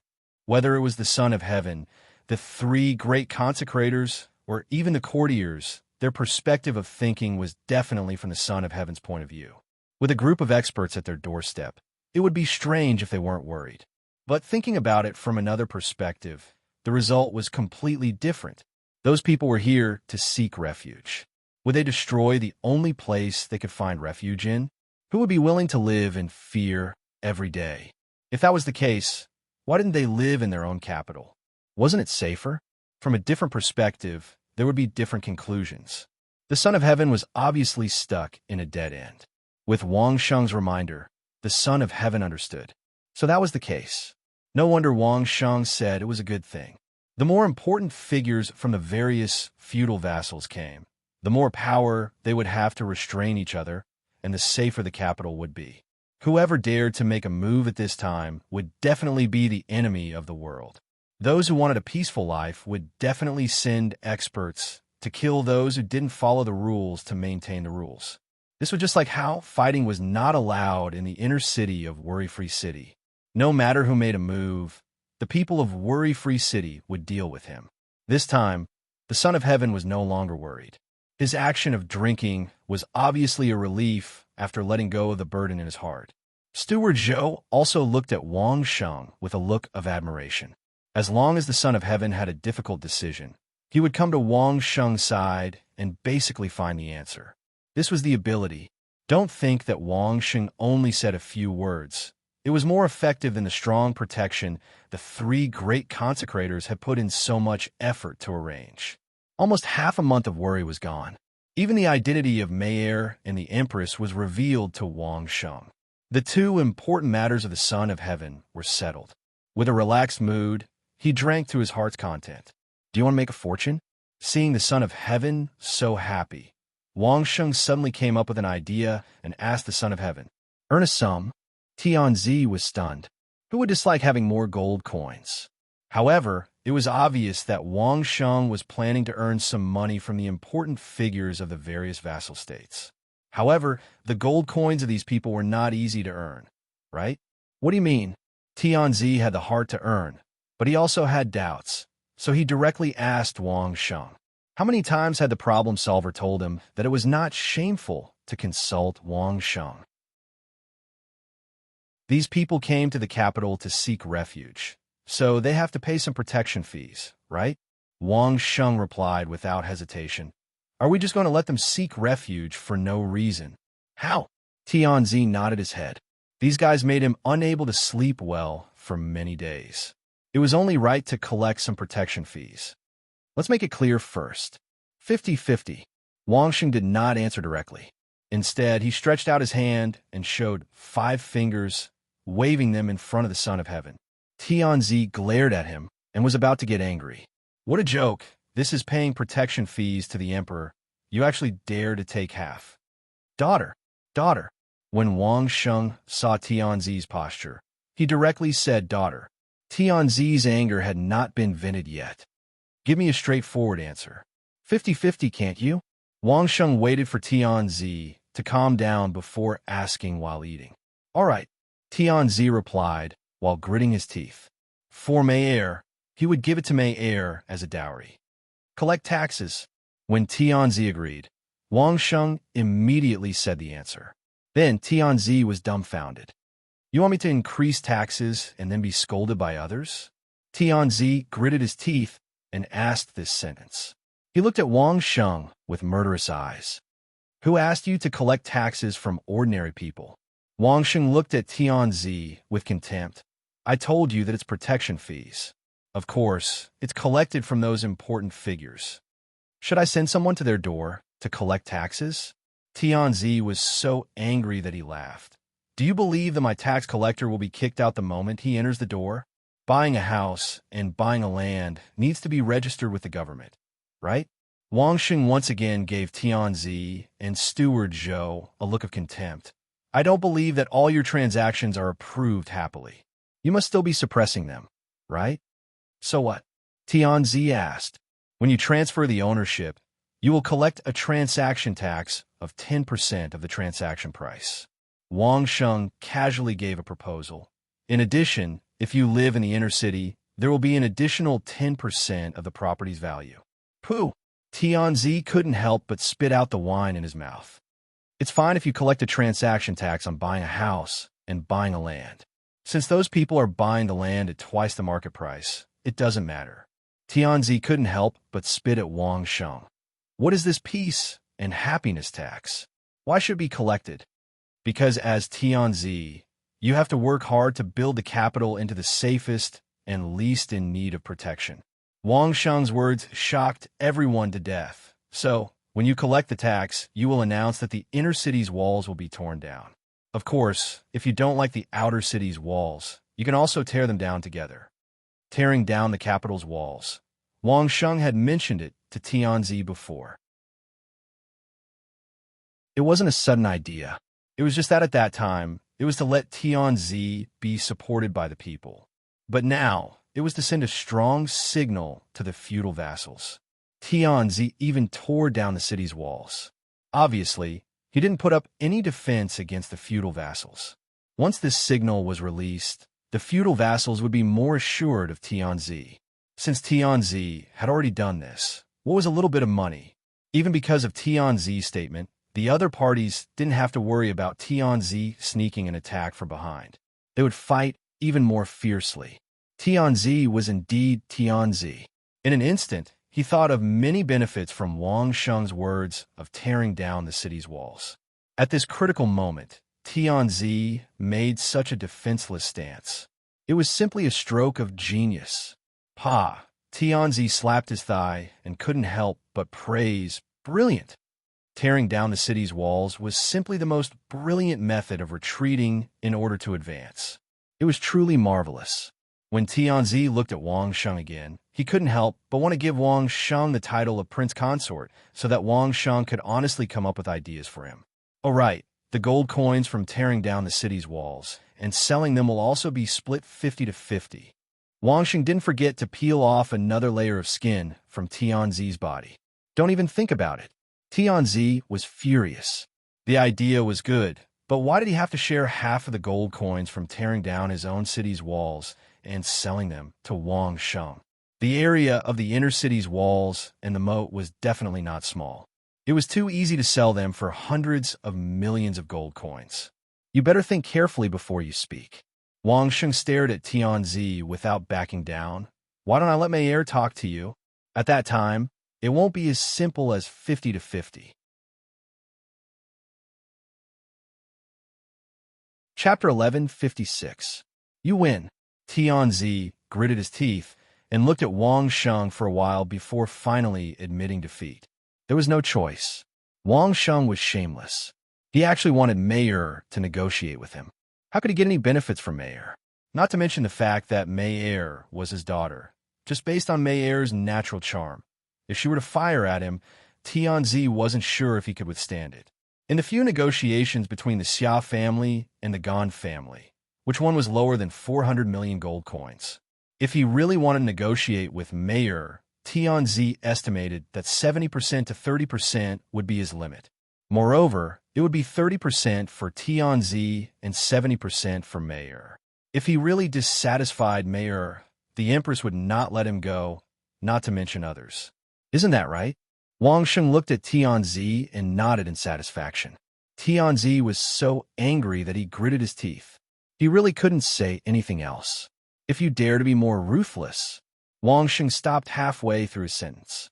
He began to keep Steward Zhou in suspense. He had Steward Zhou pour the wine while he slowly savored it. After waiting for a while, Tianzi and Steward Zhou didn't continue. Looking at Wang Sheng drinking slowly, Tianzi really wanted to smash the wine cup in his hand on Wang Sheng's head. Unfortunately, Tianzi couldn't smash the wine cup. Even if Steward Zhou made a move now, he would definitely be able to take down Wang Sheng. But so what? This wasn't the result Tianzi wanted. Tianzi now wanted to know if there was any good idea to be more ruthless. I have thought about it carefully. In fact, 50% is a more reasonable division. Tianzi finally opened his mouth and lowered his head. Not forceful? Wang Sheng asked with a smile. Not forceful at all. Tianzi's ability to change his face was many times better than Wang Sheng's, which made Wang Sheng amazed. That's good. Business is a win-win situation. It's best if you earn and I earn, right? Wang Sheng smiled and asked, were we just now? Duke, if you want to say something more ruthless. Steward Zhou rushed to answer. What a joke. Tianzi was already forcing himself to smile. If he still wanted Tianzi to answer, wouldn't that be making things difficult for him? If you're more ruthless, move the entire outer city out. Wang Sheng continued with his shocking remarks. In any case, most of the people living in the outer city are ordinary citizens. As long as they're given more land, bigger houses, and more gold coins, they will be more than happy to move to the outskirts. And then, Tianzi asked, construction. Wang Sheng replied, there's no need for people from all over to buy the land, and we have to build our own mansions. You can directly divide the area, replan it, and build a large number of large and small mansions of the same specifications. Whoever likes it can buy it.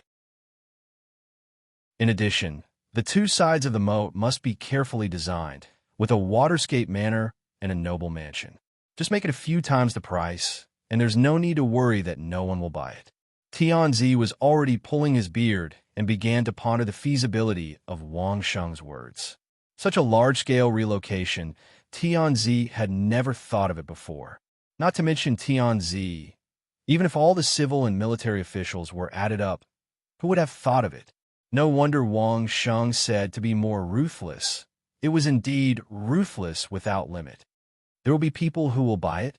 Tianzi asked a little doubtfully, but his tone seemed to be very tempted.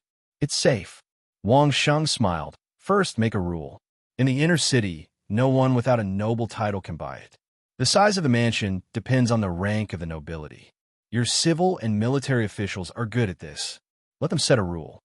In the outer city, if there's money, sell it. Wang Sheng continued to point out the country. Don't tell me that other than the important figures of the 8 feudal vassals, the other rich and powerful small families are not afraid of death. Anyway, the capital can't use force. Compared to other places where fighting is inevitable, the capital is the safest place. Moreover, the capital has luxuries that the worry-free city can't compare to. Don't these rich and powerful noble guests like to live in a safe place in the capital and stroll around Qianxing Yuan, Runzi Workshop, or Dream Workshop when they have nothing to do? More foreign experts are coming to the capital. Steward Joe interjected from the side at an appropriate time and raised his concerns. Old Joe, do you think it's easier for the royal family to concentrate their forces on defending the imperial city or the entire capital? Wang Sheng did not answer Steward Joe's question and only asked him a question. But this question was enough. Defending the imperial city was of course easier than defending the entire capital. It's definitely not appropriate to give up the entire capital, but defending the inner city is not a problem. Tianzi said, since the inner city only allows people with a noble title to buy it, then it's naturally a noble title bestowed by me. It's only right for the royal family to protect the noble title bestowed by me, right?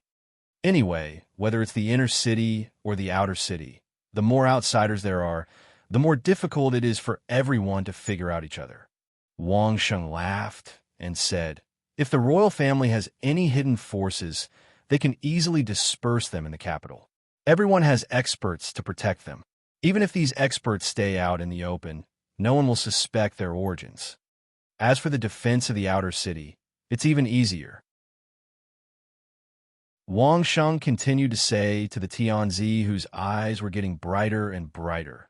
Since Tianzi has expressed his stance so clearly and even tore down the city walls, it's reasonable for the 8 feudal vassals to send some people to maintain order, right? It's reasonable. Tianzi nodded. I'm afraid they'll be very happy. Anyway, throw the defense of the outer city to them and let them fight openly and covertly.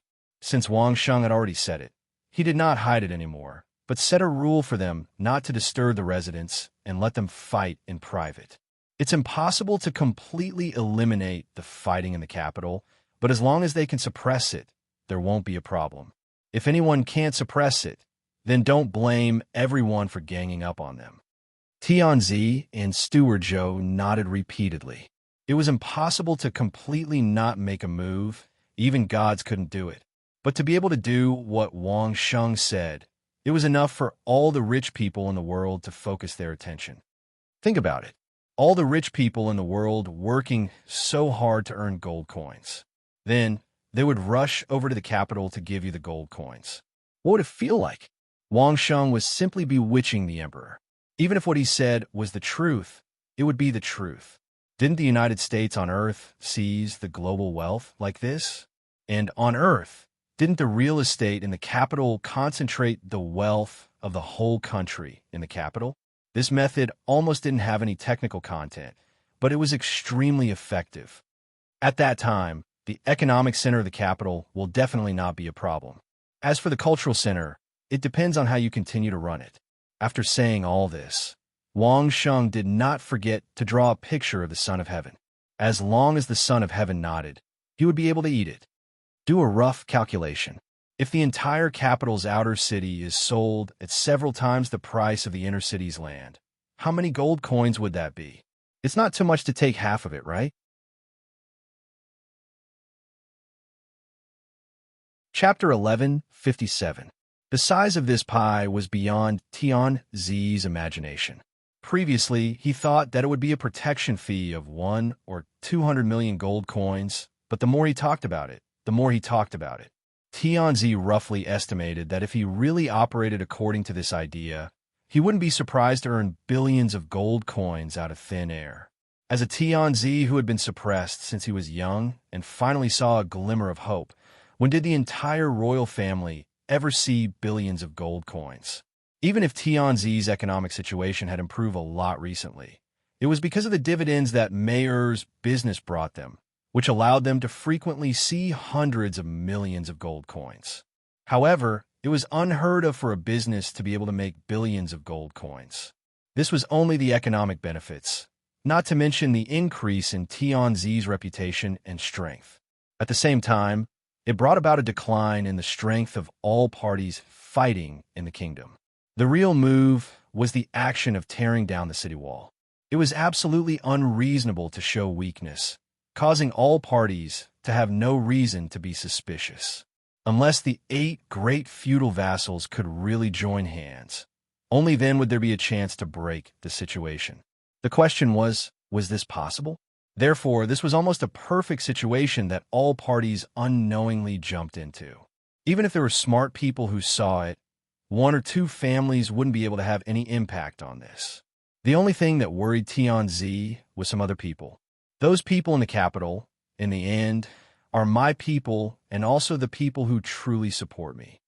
Tianzi sincerely asked Wang Sheng for advice. If I just drive them out of the capital, wouldn't it make them disappointed in me and never support the royal family again? Are you and those ministers in the court useless? Wang Sheng unceremoniously scolded Tianzi. Can't you even handle such a simple matter? Or can't you think clearly? Don't bother two masters for the same matter. Tianzi's scolding of Wang Sheng was actually not polite at all. It was completely different from the anger when he was splitting it 50-50. If you want half, then use half of the strength, right? All right. Wang Sheng also lost his temper for the sake of the gold coins. First of all, you didn't chase them away forcefully. Wang Sheng patiently explained to Tianzi, can't you first build a large number of houses outside the moat of the outer city, plan it out, and then relocate a region of people out?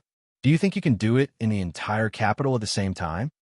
Give them bigger houses, more land, relocation subsidies, all new houses with complete facilities, and real money. Who wouldn't be willing? When Wang Sheng spoke, Tianzi and Steward Zhou listened attentively like the most obedient students.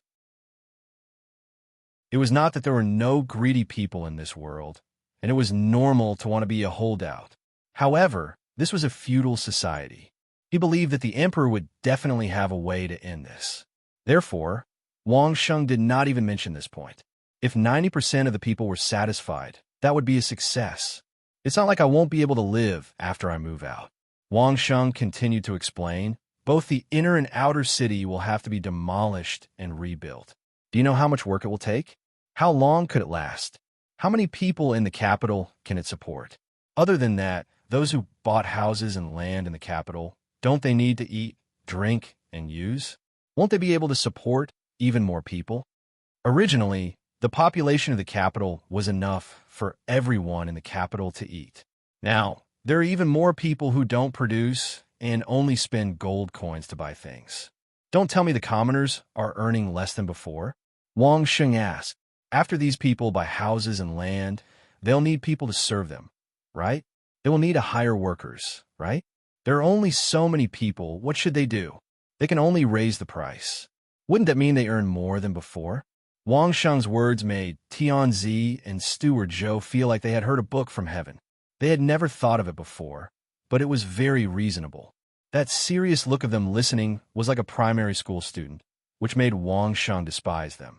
You don't even know how to carry out large-scale infrastructure construction to increase domestic demand and GDP.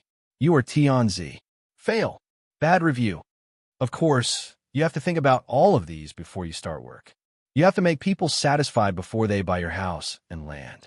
You have to have everything around you, food, drink, and clothes. Wang Sheng didn't forget to remind Tianzi not to start work without thinking about it. He had to warn him, you have to make people feel comfortable. It's nice and convenient. This way, people will be willing to pay for it. In front of Tianzi's eyes, it was like a brand new scene had appeared. A brand new capital, a well-planned mansion with perfect functions, groups of rich people enjoying themselves in the capital, and gold constantly flowing into Tianzi's pocket. That scene, just thinking about it, made people excited. In short, remember one point. Wang Sheng's words floated over from the side. Before planning, you have to ask the person doing the planning to look at it from a different angle. If you want to buy a house in the capital, what kind of house should he buy? If he can do this, it will be easy. Tianzi could only nod his head vigorously now. This trip to invite Wang Sheng was really worth it.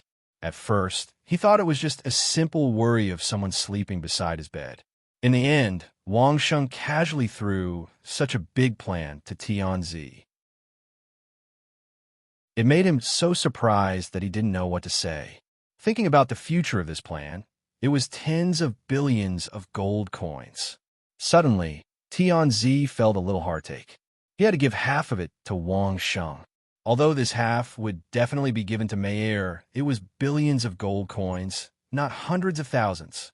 If you are so excited that you can't sleep now, then I advise you not to think so much. Wang Sheng was once again a wet blanket at this moment. He frowned at the son of heaven and said, "You lost your composure and caused everyone to be on their guard. In that case, you should just obediently be the puppet son of heaven, the human seal." This sentence made Tianzi calm down. Human-shaped seal? Tianzi swore that he was not willing to be the helpless him 20 years ago. He couldn't even protect his beloved concubine and daughter. This was a great opportunity in front of him. He must not let it be seen by others because of his loss of composure. He couldn't let it go to waste because his ministers couldn't keep the secret. Whoever dared to block his way on this matter would be the enemy of Tianzi. Is there anything else? Wang Sheng saw that it was about time and began to think about leaving. If there's nothing else, I will leave first. Such a small matter wasted half a day of my time. Oh yes, remember to give Mei the title of princess. It must be the kind of imperial edict. It must be the most glorious princess. Tianzi, if you want to rope me in, you should show some sincerity, right? Rest assured, the most distinguished princess. Tianzi nodded without hesitation. He didn't care about Wang Sheng's complaint. The whole world can see my sincerity. Chapter 1158. Wang Sheng still didn't wait for Mei and Rosa this time, and went back alone. After returning, he plunged into the workshop and continued to carve. Mei and Rosa didn't come back together until the evening. Then they talked to Wang Sheng happily about how the Empress cared about them and gave them this kind of jewelry and tonics. Although they could buy these things at any time, and someone would send them to their door as long as they stretched out their hands, they were given by the Empress, so the meaning was absolutely different. Especially Rosa, who was told by the Empress to take good care of Wang Sheng and Mei. For this reason, the Empress also gave Rosa a whole set of palace tea sets and a set of jewelry. Rosa was so happy, as if she had won the first prize in the competition. Silly girl. She took the bait after being praised and given something. Couldn't she see that the Empress was helping Mei to stabilize her position? After all, Rosa was responsible for taking care of Wang Sheng and Mei, so her position was naturally lower than Mei's. When they had dinner together in the evening, Wang Sheng told Mei what happened today. "Mei, there is something related to you, and you have the right to know. But you can choose to pretend to be ignorant and ask later, or you can know now. Make your choice." Wang Sheng was not sure whether he should tell Mei or not, but he always felt that he would feel sorry for Mei if he didn't say it. It was better to let Mei make her own choice. "Then tell me." Mei smiled and helped Wang Sheng put a mouthful of food on Wang Sheng's plate in front of Wang Sheng. Then she said, "It can't be more shocking than that I am the daughter of the emperor, right? It can be considered as good news." Wang Sheng didn't regard himself as an outsider.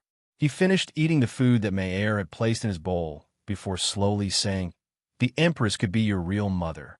How is that possible?" Mei's eyes widened. Although she already knew that Tianzi was her biological father, just like Wang Sheng, she always thought that her biological mother was dead. Now that Wang Sheng suddenly said this, Mei was also a little excited. Wang Sheng told her what the emperor said today, and then asked Mei, "You have been in contact with the Empress for so long. Do you feel anything?" "I just feel that she treats me too well."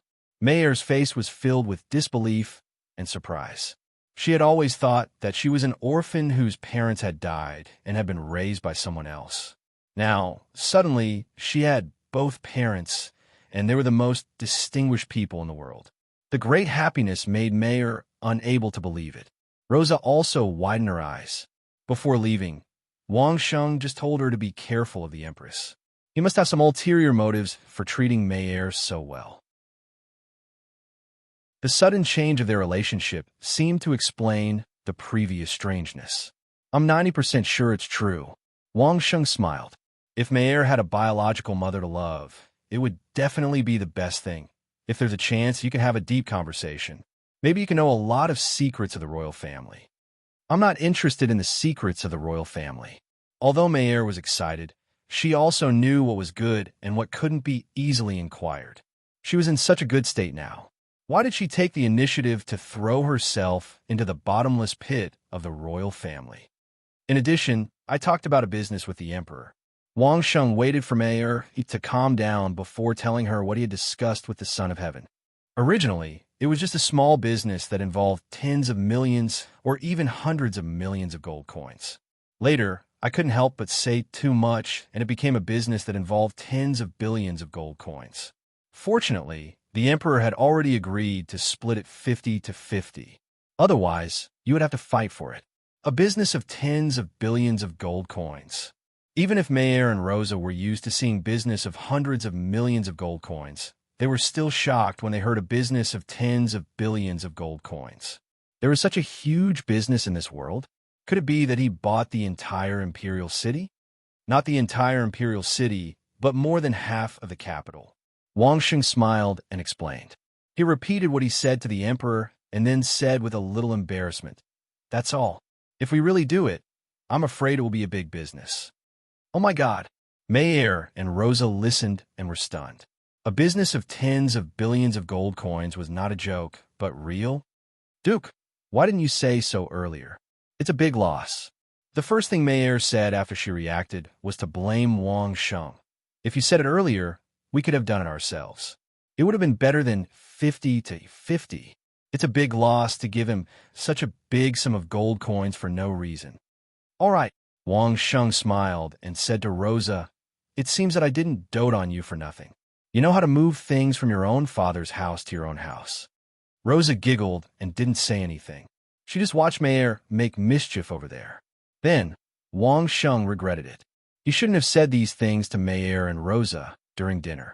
After dinner, the two money grubbers began to kick Wang Sheng aside and began to discuss the credibility of this business, how it needed to be done, how much capital they needed to take out to start, and so on.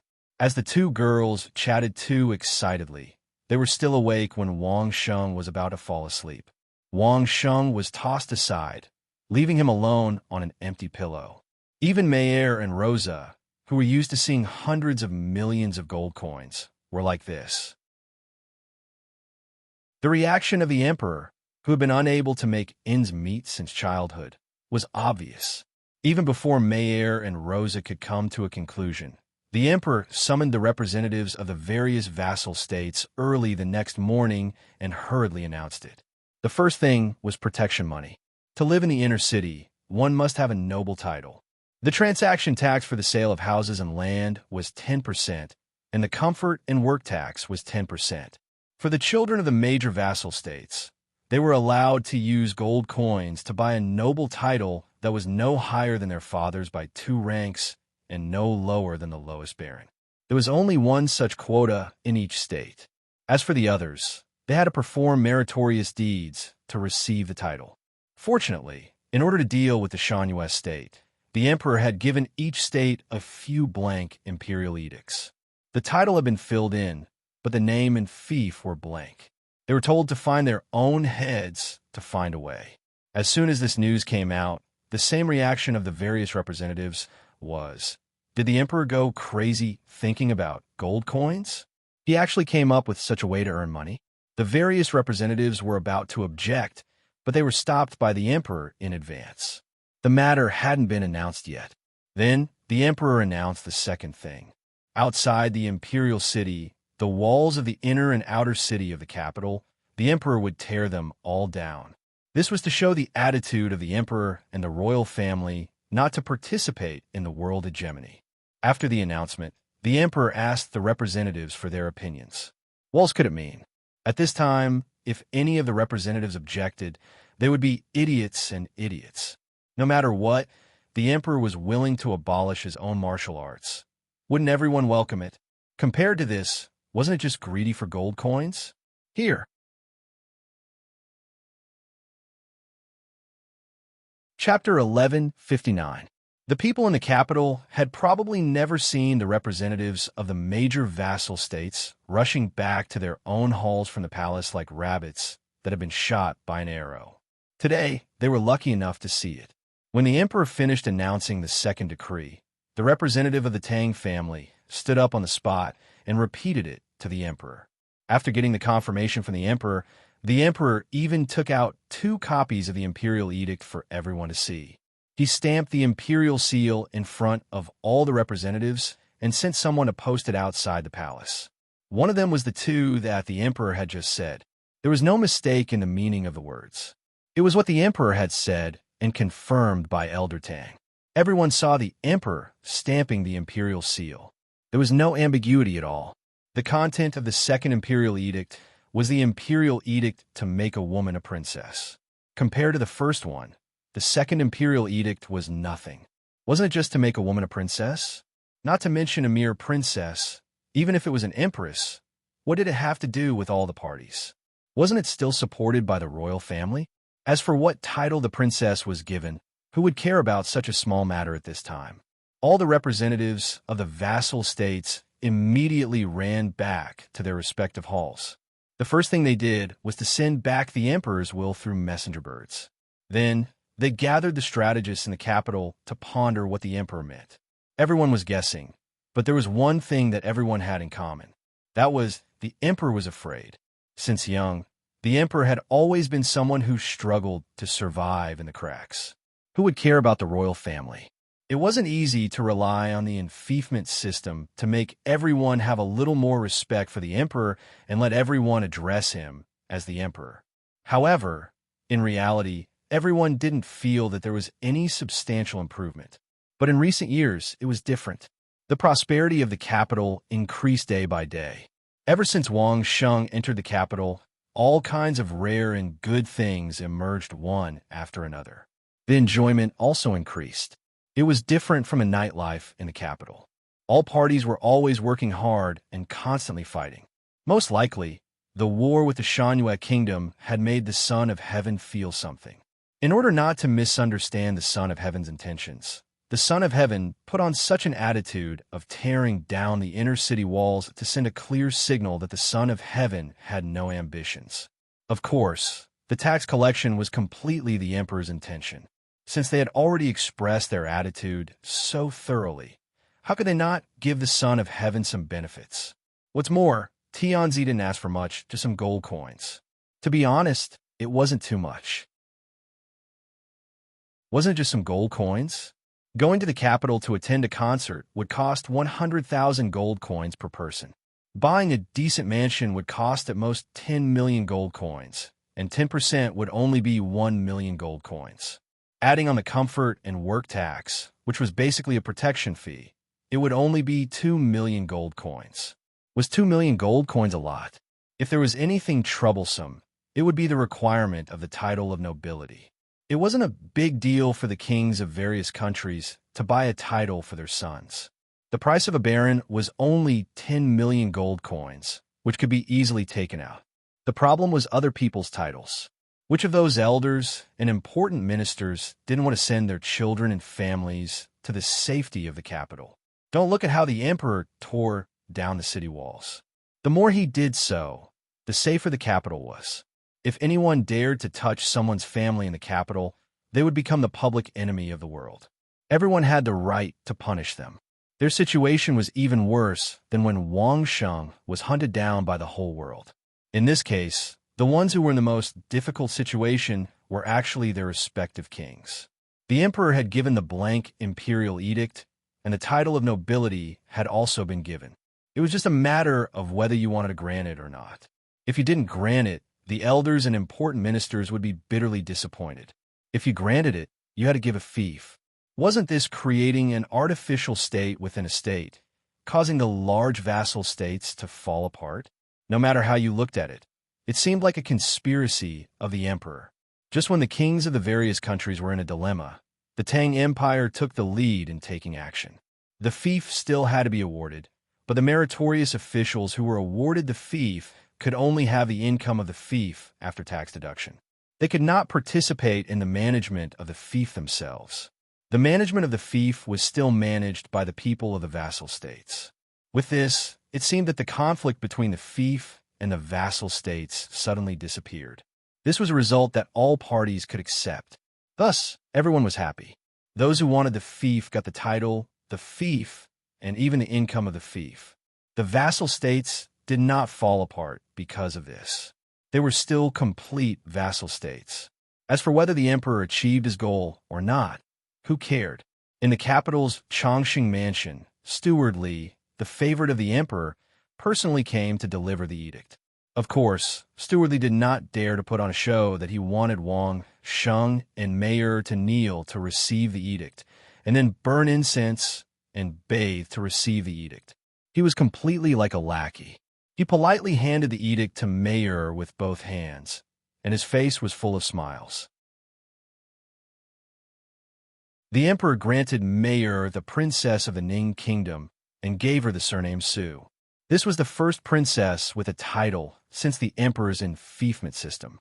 She was rewarded with eunuchs and maids, a full set of ceremonial guards, and the qualification to enter the palace at any time. These things looked ordinary, but they were just under the surface. The emperor's sincerity was very sufficient. The development of the entire outer city of the capital, except for the city wall, was handed over to Mayer.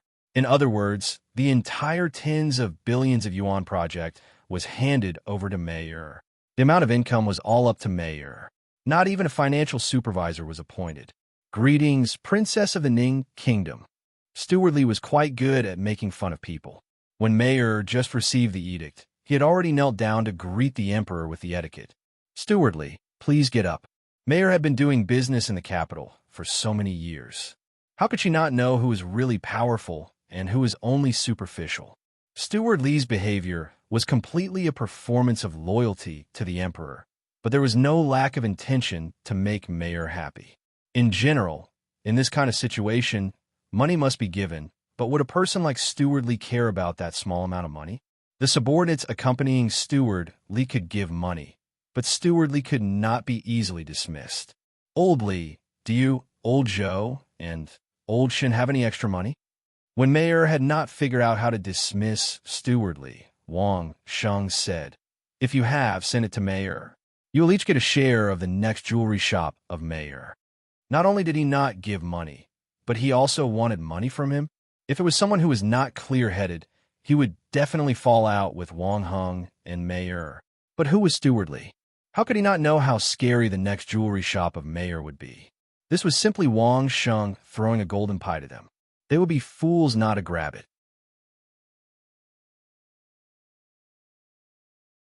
Chapter 1160. I'll get someone to send the gold coins over when I return. Steward Li didn't say anything and immediately agreed.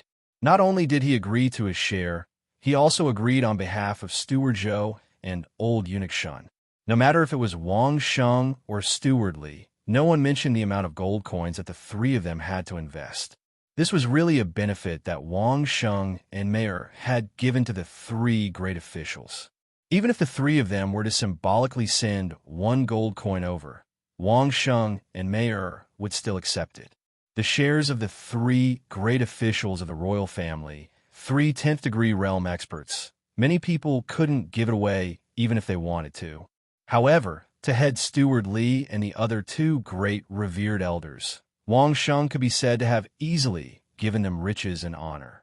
It was definitely impossible to raise their status, but in terms of money, even if it was just 1%, it was enough for the three great officials to not worry about not having enough gold coins for the rest of their lives. Steward Li was happy for the whole day. When he returned to the palace, he immediately reported this matter to the emperor. In terms of loyalty, be it Steward Li, Steward Zhou, or Old Eunuch Shun, they would always be absolutely loyal to the emperor. Even if there was such a good thing, they would definitely report it to the emperor first. Since it's the child's goodwill, just accept it with a smile. The emperor was very happy now. Although not all the vassal states had sent news and agreement, but those who had sent back news were all good news, and they all nodded their heads. When Steward Li mentioned this matter, the emperor himself also had the intention to reward the three great officials, so he could make use of this opportunity to give them more benefits.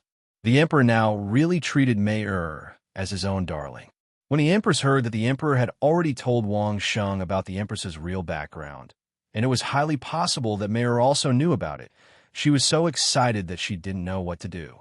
Even the emperor also enjoyed the attentive service of some naturally charming ladies who were much more mature than Mayer, and his body and mind were extremely comfortable. The comfort from inside to outside made the emperor very curious about what Wang Sheng, who would be able to earn tens of billions of gold coins in no time, was doing. Unfortunately, he was destined to be disappointed. Not to mention that the power of the royal family couldn't enter the inner residence of Duke Chongqing's residence. Besides Wang Sheng, Mayor, Rosa, the ladies of Grandview Garden, and Tantai Yao, no one else could enter. Even old ancestor Ling Su, whom Wang Sheng had always respected, was like this. The original spies of the royal family simply had no way to inquire about any news. Not to mention that Wang Sheng had already informed Steward Zhou. If Tianzi were to use those informants again, perhaps Wang Sheng's side would turn hostile. Just now, there are all kinds of good news. How could Tianzi have the heart to turn hostile at this time? But Tianzi was really curious. How would a person react in the face of billions of gold coins?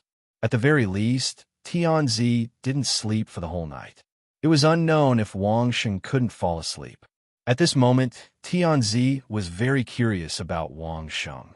Not only did he not have insomnia, but the billions of gold coins seemed to have no effect at all. He was in the small workshop in the middle of Grandview Garden, carefully sculpting his own work. Finally, he received a reply from each family. Tianzi's conditions had been agreed by all parties. Even the gold coins used by each family to buy the title of the monarch's children were quickly in place.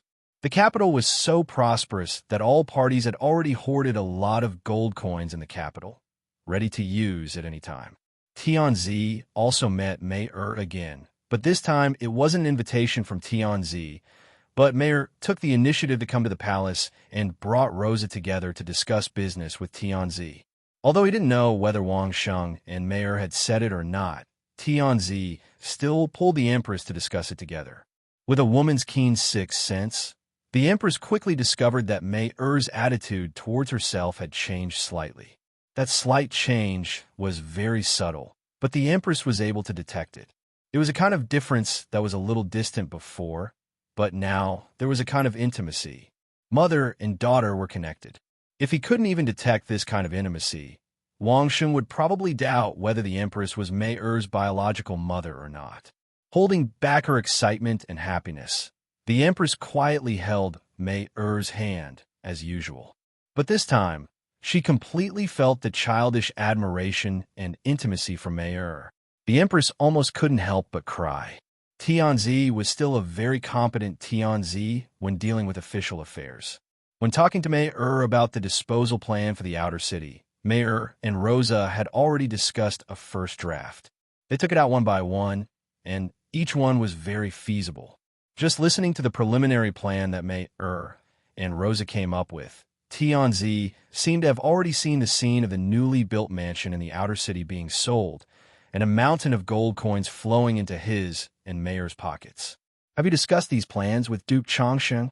Although Tianzi had his own judgment, he believed in Wang Sheng's judgment more at this moment. There was no other way. This was an illusion that Wang Sheng's performance in front of Tianzi had always made Tianzi have. As long as Wang Sheng nodded his head, this plan would have a 90% feasibility. If there was no Wang Sheng's nod, then this would have to be 20% off, and it would immediately become 70%. No, this is what I discussed with Rosa. Mei-er replied confidently. Such a big thing. Even Uncle Liu and the others didn't know. Such a big business. Duke Chongqing didn't even look at it. Tianzi was a little hesitant. Wang Sheng didn't even look at it and let Mei-er and Rosa handle it. Wasn't this too sloppy? The Duke only gave us a rough outline of all the business deals before. Everything was decided by us after our own discussions. It's the same this time. In this regard, Mei-er was very confident. With Wang Sheng's guidance on the general direction, in terms of execution, Mei-er could be said to be the strongest female executive that Wang Sheng had ever seen. What is Duke Chongqing doing now? Tianzi finally asked the thing that he had been curious about. A business worth tens of billions of gold coins was completely handed over to Mei-er. And Rosa? Duke Chongqing is sculpting his work in his workshop. Mei-er smiled proudly. Duke Chongqing said that this time He wants to rely on this work to break through the status of a sculpting grandmaster. Hearing Mei-er's answer, Tianzi directly widened his eyes and looked at Mei-er with an unbelievable look. You mean he proposed the idea of tens of billions of gold coins, and then he ignored everything and went to play with his sculpting work? Not only Tianzi was surprised, even the Empress was shocked. Steward Li and Steward Zhou, who were serving at the side, were even more so. A business worth tens of billions of gold coins. How indifferent must he be to not even ask about the business and only care about the sculptures? After Tianzi heard Wang Sheng's idea, he didn't sleep for the whole night, and the Empress was the same. Tianzi even discussed with a few super trusted ministers and the 3 great consecrators for the whole night. But Wang Sheng, who proposed this idea and could get half of it, didn't even think about it. In his eyes, couldn't billions of gold coins be compared to the identity of a grandmaster?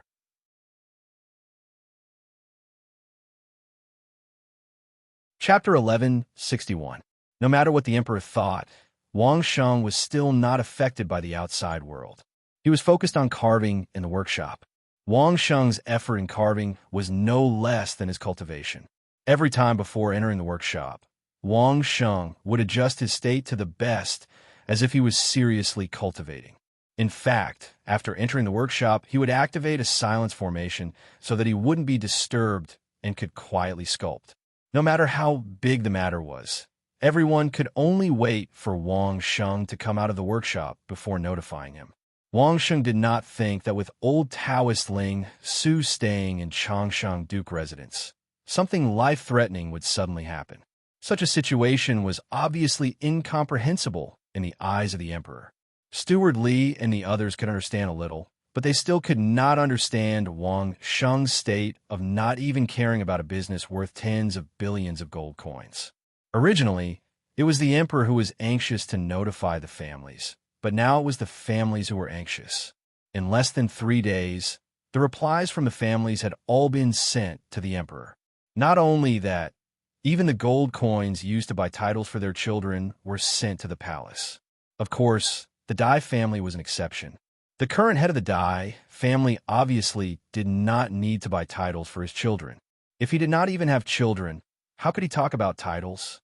Moreover, the emperor also said that each duke was limited to 1 title, no more.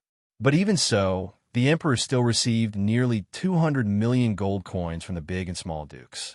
19 baronial titles were given out. The families were also smart. They did not buy high titles. All of them were the lowest baronial titles. However, after getting the titles, the families unanimously began to ask the emperor to fulfill his promise. Well, what they meant was that they wanted the emperor to demolish the city wall as soon as possible.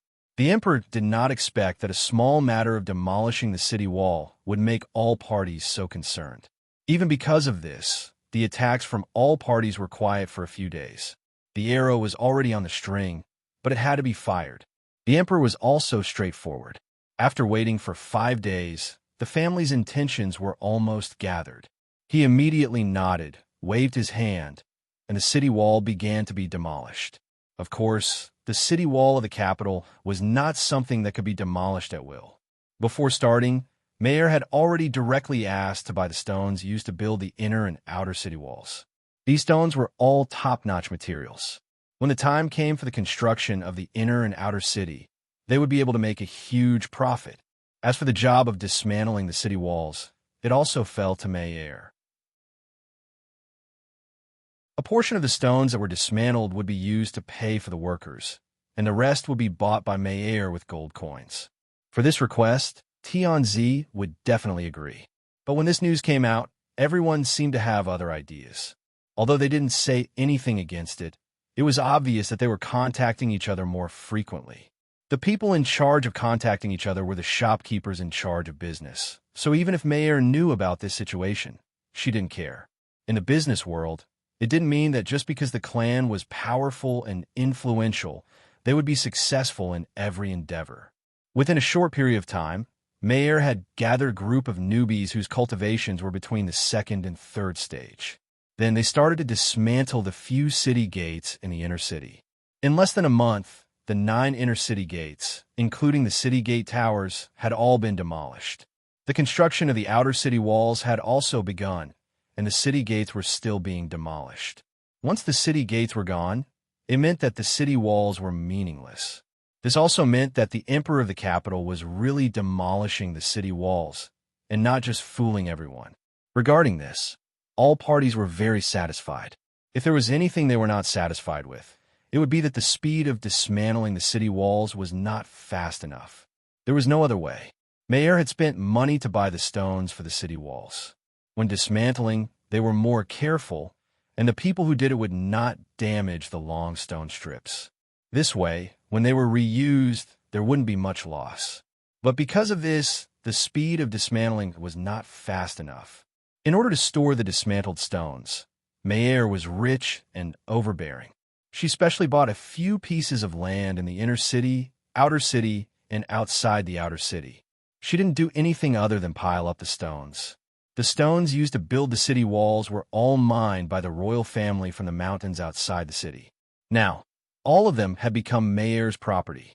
Seeing that the city walls were slowly being dismantled, all parties stopped urging. Since there were no more city gates, what was the difference between having or not having the city walls? Moreover, Mayer's construction team was not slow either.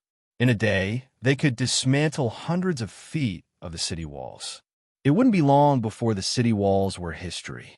While the city walls were being dismantled, the neighboring workshop of Dream Workshop did not stop construction either. After more than a month, the construction was almost complete. That workshop was planned to be used to sell men's clothing and jewelry.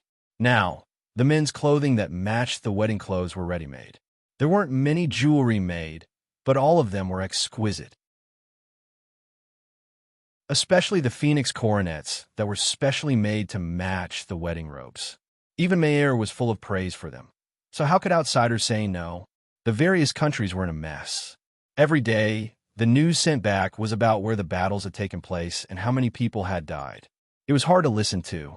However, the capital was peaceful. Even if people from 2 opposing countries bumped into each other on the streets, they would only snort and glare at each other. No one made a move. Before they came to the capital, they were strictly ordered by their families not to make a move, even if they met their enemies in the capital. If they did, they would be chased out of the family and hunted down by the whole world. It was the same for all vassal states, big or small. The big vassal states needed to leave an escape route for the important people in their families. The small vassal states that were sandwiched between the big vassal states also needed to find a safe place for their important people. Carefree City was a good place to go, but it was nowhere as prosperous as the capital. Who wouldn't want their children to enjoy life in the capital? Under such circumstances, anyone who dared to destroy the peace and unity of the capital would be the public enemy. Moreover, apart from waiting for the concert, most of the people who came to the capital were here to avoid the dangerous battles. Why would they be dishonest? They didn't participate in the battles in the vassal states. Did they come to the capital to fight? Due to the restriction of noble titles, there weren't many mansions in the inner city, but it was enough for everyone to settle down. Once they settled down, many people began to enjoy the good things in the capital that they couldn't enjoy in their own territories. Naturally, the Qiansheng Yuan Runzi Workshop, Dream Workshop, and Elegant Charm Workshop were the main attractions. The seemingly peaceful capital welcomed the opening of the new workshop of Dream Workshop as the city gates were torn down and the city walls were torn down. The new workshop was still under the name of Dream Workshop, but it had a brand new product. Countless people were curious to see what it was, but they were told that it was still only for female customers. Those who could afford it would send their women to see it, while those who couldn't could only wait for the people inside to see it to spread the news.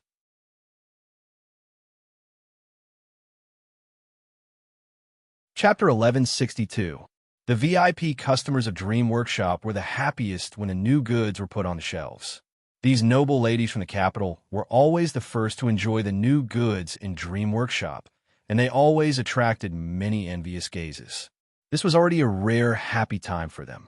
When they heard that Dream Workshop was opening and that there would be a large number of new products on the market, how could they hold back? On the day before Dream Workshop opened, there were already many people waiting in line to enter the workshop. As usual, the good things would definitely be displayed by the models in the colorful house. All the regular customers knew this. As soon as Dream Workshop opened, the first batch of VIPs went straight to the colorful house to grab a seat. Those who couldn't get a seat could only stroll around other places. Head manager Rosa said that the new workshop opened today. There would be 2 showings in the morning and 2 in the afternoon to ensure that all the VIPs would have a turn. Originally, the wedding outfits had to be displayed by male and female models, but the rules of Dream Workshop forbade men from entering. Therefore, the ones in charge of men's outfits were still some of the supermodels. In order to act as men, they had to tie up their breasts. Dozens of supermodels with small breasts got the job. When pairs of men's and women's wedding outfits appeared on the runway at the same time, and the 2 models even simulated bowing to heaven and earth, the ladies below the stage almost went crazy. It wasn't that the men's wedding outfits made these noble ladies go crazy. To be honest, the men's wedding outfits were very beautiful and matched well with the women's outfits, but that was all. If they weren't married, they could naturally choose carefully and use it on their own weddings. But for those who were married, would they buy it back for their masters to wear? What really drove these noble ladies crazy were the various kinds of exquisite jewelry on the heads and bodies of these female models. In order to gain the upper hand, the phoenix coronets and robes were the first to appear. The shining gems on the exquisite phoenix coronets, coupled with the exquisite design, firmly attracted everyone's attention at first glance. 20 phoenix coronets appeared one after another. They had completely different styles, but the degree of exquisiteness was about the same. All the ladies' eyes lit up. Apart from these exquisite phoenix coronets, they couldn't see anything else. When it was time for the wedding dresses to be displayed, the ladies discovered another good thing. Earrings, necklaces, rings, any one of them could move people's hearts. The matching jewelry of the cheongsam at the back was even more dazzling. The women wished they could rush to the runway, take off all the jewelry on the model, and then put it on themselves. Then, someone discovered the men's accessories that the supermodels were wearing. While they were curious, they also found a new channel to please their masters. These beads, jade pendants, or bracelets would be the best gifts for his master. Dream Workshop and Qian Xingyuan had the same boss, so there was no doubt about the quality of the items. Furthermore, he was sure that there was an array formation on these accessories, so they were definitely good stuff for the body. This way, he would have an excuse to explain to his master that he was shopping in the Dream Workshop. Wasn't he just picking a few good things for his master? This kind of shopping method that refused to allow men to enter definitely stimulated the enthusiasm of women to shop to the greatest extent. In this place, impulsive spending was more likely to occur. At the same time, it also allowed women in this era to enjoy the feeling of being independent. It could totally be called a shopping paradise for women. On the first day of the new store's opening, the supermodels were originally planned to perform 4 times. However, it still couldn't satisfy the enthusiasm of the female guests. Hundreds of supermodels took turns to perform 6 times, with 1 more in the morning and 1 more in the afternoon. Finally, the female guests were satisfied. Of course, the sales were also very surprising. Jewelry alone was sold for as much as 600 million gold coins in a day. As a result, there was not enough stock at all. Not only were they all sold out, even the jewelry samples that the supermodels wore during their performances were also sold out. That was not all. The rest of the jewelry masters would have to be busy for at least a month before they could deliver the goods that they had placed an order to. What was even more unexpected was that the men's jewelry was also sold out. Many female guests even bought the men's jewelry at the beginning instead of the women's jewelry that suited them. There was also a surprise in the men's clothing. During the performance, the supermodels had worn the men's clothes alone. There were no women's wedding dresses to match, but the women were surprised to find that even without the matching dresses, these men's clothes could still be worn out in a very energetic manner. Even if they didn't wear it outside, wearing it at home would definitely add a different style and color to the home. As a result, Mayer thought that only 100 sets of men's clothes could be sold. But in the end, more than 600 sets were sold, covering all kinds of styles, which made people's jaws drop. The turnover exceeded 600 million in a day. Even though May and Rosa had been mentally prepared, they were still shocked. This was too crazy, wasn't it? According to the statistics, the new guests who had joined in the past 1 or 2 months had shown amazing spending power, which made people sigh with emotion. The big families were really rich. Although this number was not announced to the public, some people could roughly calculate the range from the average price of the clothes and jewelry and the number of people. As soon as this estimated number was released, many people were directly dumbfounded. This was not doing business. It was clearly robbing money. Countless people's eyes were about to turn red with envy. If this kind of earning power was combined with the power of their respective families, how terrifying would it be? Why was a business genius like May abandoned by Bao Qin Yutang like a worn-out shoe at the beginning, and then picked up by Wang Sheng? Many people regretted this. If such a beautiful and capable woman were to be taken in by themselves, wouldn't they have both money and beauty? Fortunately, Mayer's industry was only targeted at high-end customers, and similar industries at the middle and low end could still survive well. Even so, it was not a problem. If Mayer's business continued to expand, would other industries still have a way to survive? In the capital, the shopkeepers of various parties quickly contacted each other more and more frequently, as if they were discussing something. Half a month after the opening of a new dream workshop, a temporary alliance was formed by the shopkeepers in charge of the business of various vassal states. They sent an invitation to Duke Chongqing's residence, inviting people who could make decisions in business to discuss it. Who else could make decisions in Wang Sheng's residence other than Mayer? After receiving the invitation, Mayer did not even say anything to Wang Sheng. She took Rosa and Tantai Yao to attend the meeting of the temporary alliance. Even if there was something, she would listen to what they had to say first and then go back to discuss it with Wang Sheng. You said they want you to promise not to expand into other industries? At night, when Wang Sheng accompanied Mei and Rosa to dinner, he heard these people's request. He could not help but be a little angry. Why?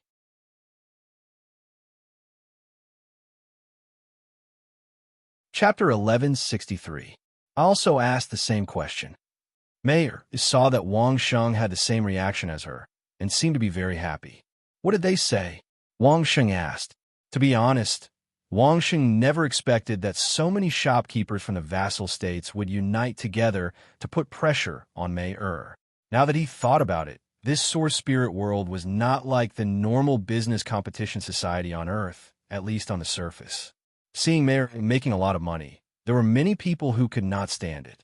In particular, Mayer's businesses were all in cooperation with the royal family, so the royal family had share.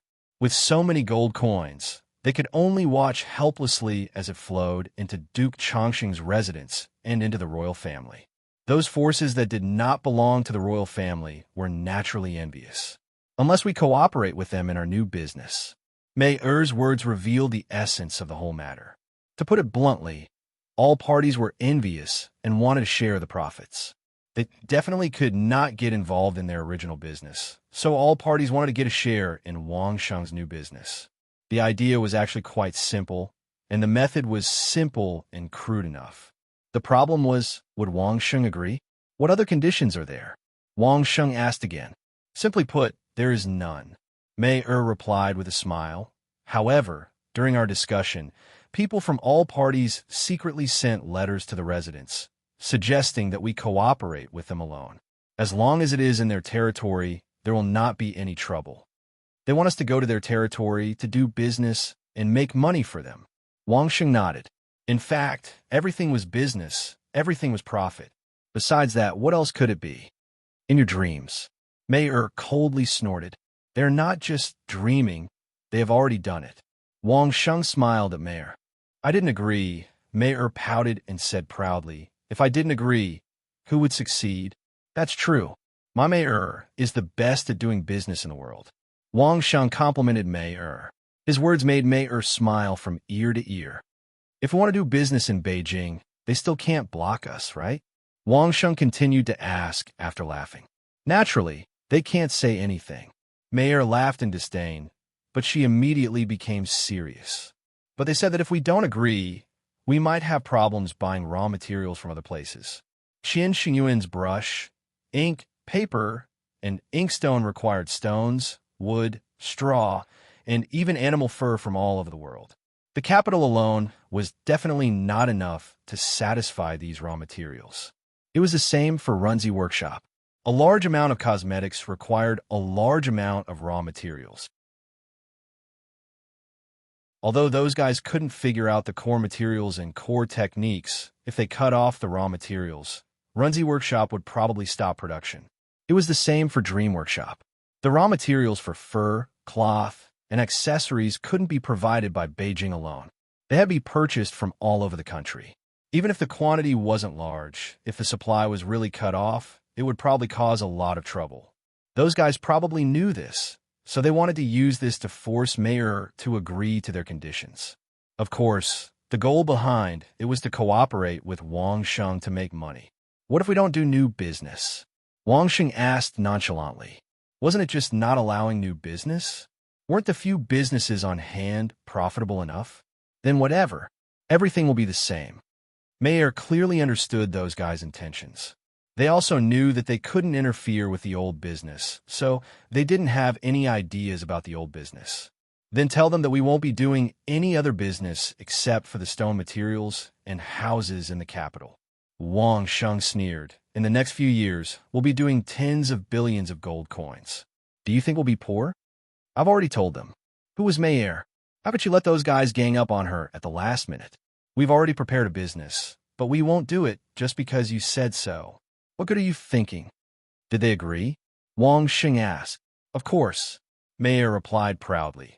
Otherwise, they wouldn't even want the map to the core of the grounds of Thousand Devastations. Would they still want to enter the grounds of Thousand Devastations in the future? Wang Sheng nodded slightly. This was a matter of mutual control. Those guys had the raw materials they needed, but Wang Sheng also controlled the entry and exit of the grounds of Thousand Devastations. Those guys really didn't dare to go too far. Then slowly do the real estate business in the capital.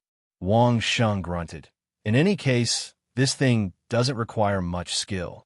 After you do it a few times, they'll understand and learn to do it in their own territories. I'm afraid that in the future, you'll have to spend all your energy on this. If you don't want to open a new business, then don't. They can understand it too. Mayer pondered for a moment and rolled her eyes. Tomorrow, I'll talk to them again and give them a live performance to earn big money. Let's see what benefits they can offer. Hearing this, Wang Sheng directly curled his lips and was speechless. She could even think of this. As expected of Mayer, Wang Sheng didn't pay much attention to what happened next and continued to sculpt.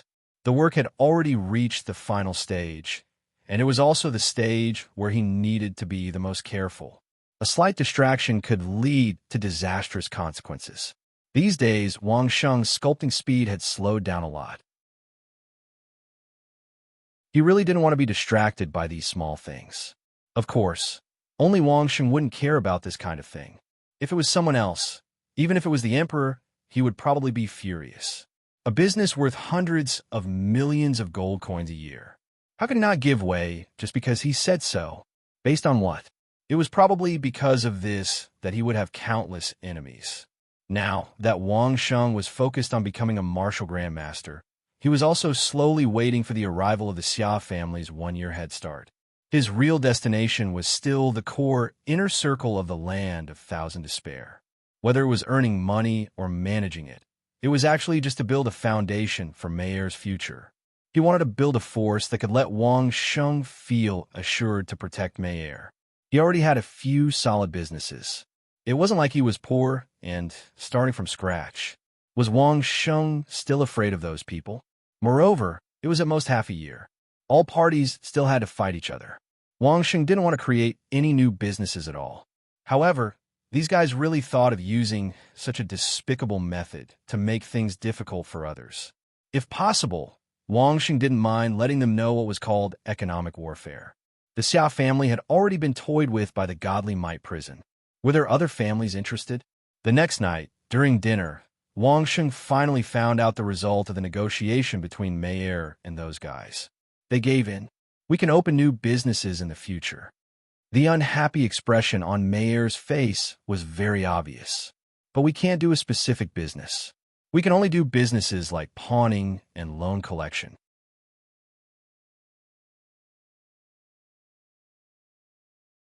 Chapter 1164. You can't do a specific business and can only do pawning and loan collection and other similar businesses? Didn't that mean that they couldn't do the real economy and could only do the financial industry? Did their brains get kicked by a donkey? Wang Sheng cursed. Yeah, Rosa chimed in. How can they bully others like this? Master, we can't agree to their request. If this goes on, how can we still do business in the future? Although Mayer didn't say anything, his displeasure just now and his angry expression explain a lot. Those guys were too much. Did they really think that their master had to listen to them obediently and didn't have any means to fight back? Adding up all the businesses in the world, is there any that could be more profitable than collecting and lending? Before Mayer could express her meaning, Wang Sheng had already cursed. Do they really not understand, or are they pretending not to understand? They don't want me to do ordinary businesses that can make money, but they want me to do a business that can make huge profits? Their brains must have been kicked by a donkey. To put it simply, didn't those guys want Wang Sheng to do the banking, insurance, and securities business? On Earth, was there any business that could make more money than these financial businesses? For a long time, Wang Sheng hadn't thought about doing the financial business. On one hand, he didn't have enough capital.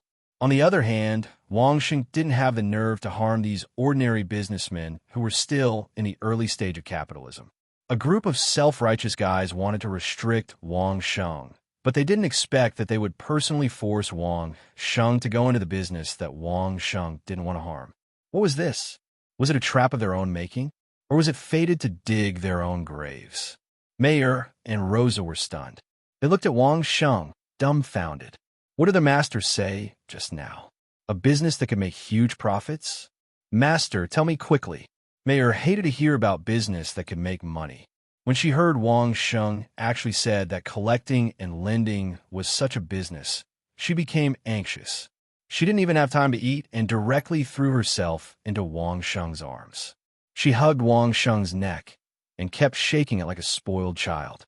Her natural charm was fully unleashed, urging Wang Sheng to tell her quickly. She was wearing a thin dress that accentuated her beautiful figure. Her hair was combed smooth, and she was wearing a pair of sexy pointed high heels. Mayer was dressed like a capable white-collar woman in the city. All of a sudden, she was behaving like a little woman. Just the allure of the uniform alone was enough to raise Mayer's charm by several folds. Even Wang Sheng could barely endure it without losing his composure. In short, they did a stupid thing. In a short time, how could Wang Sheng explain to Mayer the operation of the huge bank securities and finance? Even Wang Sheng himself didn't know much about it. Even if he wanted to say it, Wang Sheng had to think about it carefully and think it over before saying it. Tell them that we agree to it tomorrow morning. Wang Sheng reminded Mayer and Rosa in time, you'd better make a written contract in case those guys go back on their words. How do we make money? Mayer still didn't understand. Pawning and collecting and lending were all good, but they didn't have a good reputation. Even if they could make money, it would only be a small amount of money with a bad reputation. How could they make a lot of money? What do you think of Runzi Workshop? Wang Sheng didn't know how to explain it at the moment, so he just took a random business as a reference and directly chose Runzi Workshop. Women's cosmetics business was really the most stable and most loyal business. It could easily make hundreds of millions of gold coins in a year. Very good, Mayer immediately replied. Master, didn't you say that Runzi Workshop is a money-grabbing business? Well, if we start collecting and lending, we can easily make a few Runzi Workshops in a year. Wang Sheng answered without thinking. This is the first time you open a new business, and it's not easy to make money openly. What's the big deal about robbing money? By then, we can print our own money. Since he had to do financial business, he didn't need to think too much. The ultimate goal was to get the right to mint money and the right to issue banknotes. The right to mint money was still in the hands of the pavilion of Linglong, but it didn't matter. When the time came, He could easily overturn the pavilion of Linglong by issuing banknotes. Well, he still needed to cooperate with the pavilion of Linglong, so he didn't need to think about the long term for now. Really? Even though Mei and Rosa had always believed in Wang Sheng, they couldn't help but ask at this time. After asking, they realized that it seemed that they didn't trust their master. The two girls looked at each other and naughtily stuck out their tongues. Of course. Wang Sheng smiled. You haven't eaten pork, but you've seen pigs run? Are those super financial giants on Earth all vegetarians? Then let them write a contract. Mayor immediately displayed the demeanor of a domineering female, so no, the weight of their contract is not enough. We have to let their kings write a contract. Now that Mayor's vision was broadened, she didn't care about the big shopkeepers of the big families anymore. When she was in Baoqing Yutang, Mayor's business directly faced the whole world, and now it was even more so. How could a few shopkeepers who could only mingle in their own family's territory be qualified to negotiate with Mayor on an equal footing? Okay. Wang Sheng wouldn't attack Mayor, and he also supported Mayor's decision. Let's find their kings and write a contract, lest they go back on their words in the future. Mayor and Rosa couldn't wait for a moment. They wanted to know how Wang Sheng made money by collecting and lending loans. Not only Mayor, but also Rosa and more than a dozen supermodels who were on duty swarmed up and blatantly seduced Wang Sheng in front of Mayor. Mayor looked at them with a smile.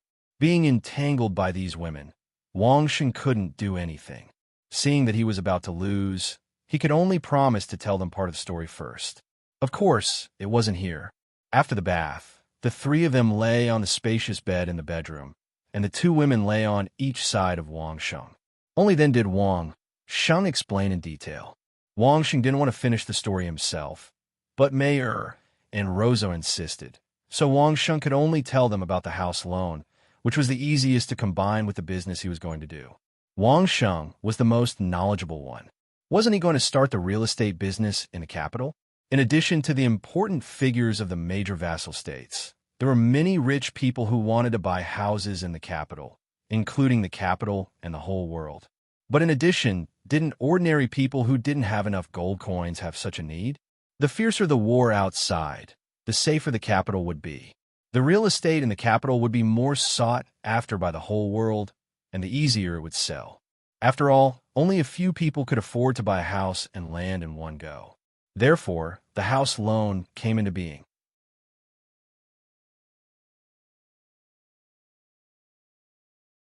Chapter 1165. Taking a loan to buy a house?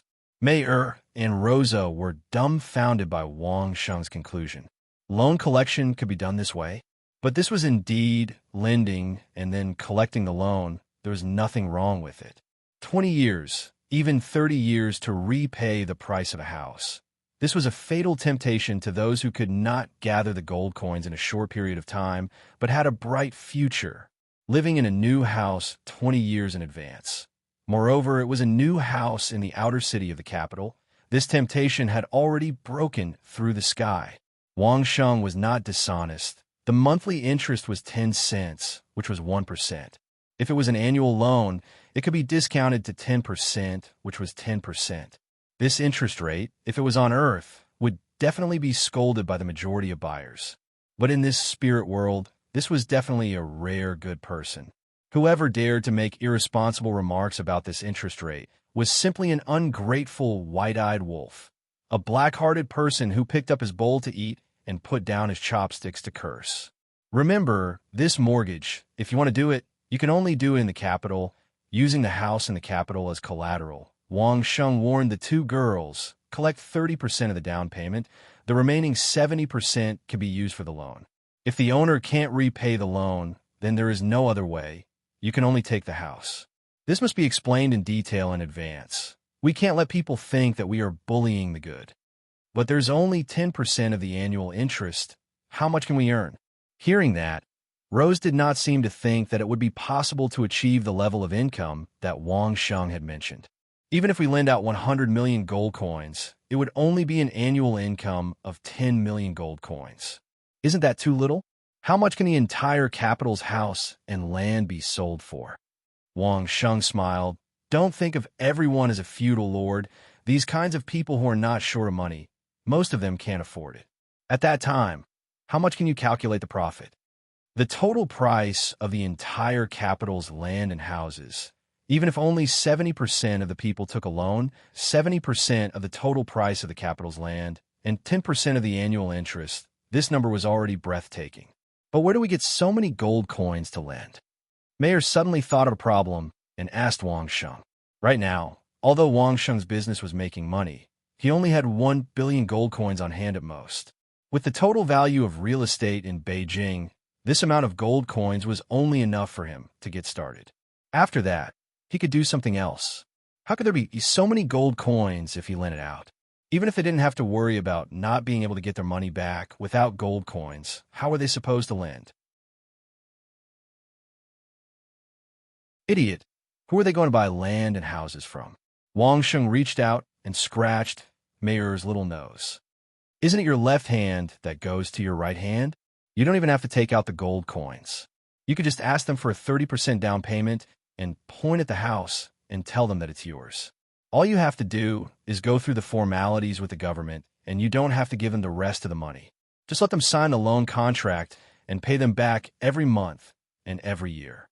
Don't tell me you're going to take out the gold coins to give them. Mayer and Rosa suddenly came to a realization. If they had to operate like this, they would only take in the money and not give it out. Why would they need so many gold coins? Perhaps a 30% down payment didn't seem like the biggest gain at the beginning, but after calculating the interest, if they took out the loan for 10 years, it would be equivalent to doubling the price of the house. This kind of gain was enough to scare people to death. What was even more amazing was that this didn't require much capital, as long as there were enough people to register and calculate. Then, they wouldn't have to do anything, and there would be an endless stream of gold coins. How wonderful was that? They didn't have to worry about people going back on their words.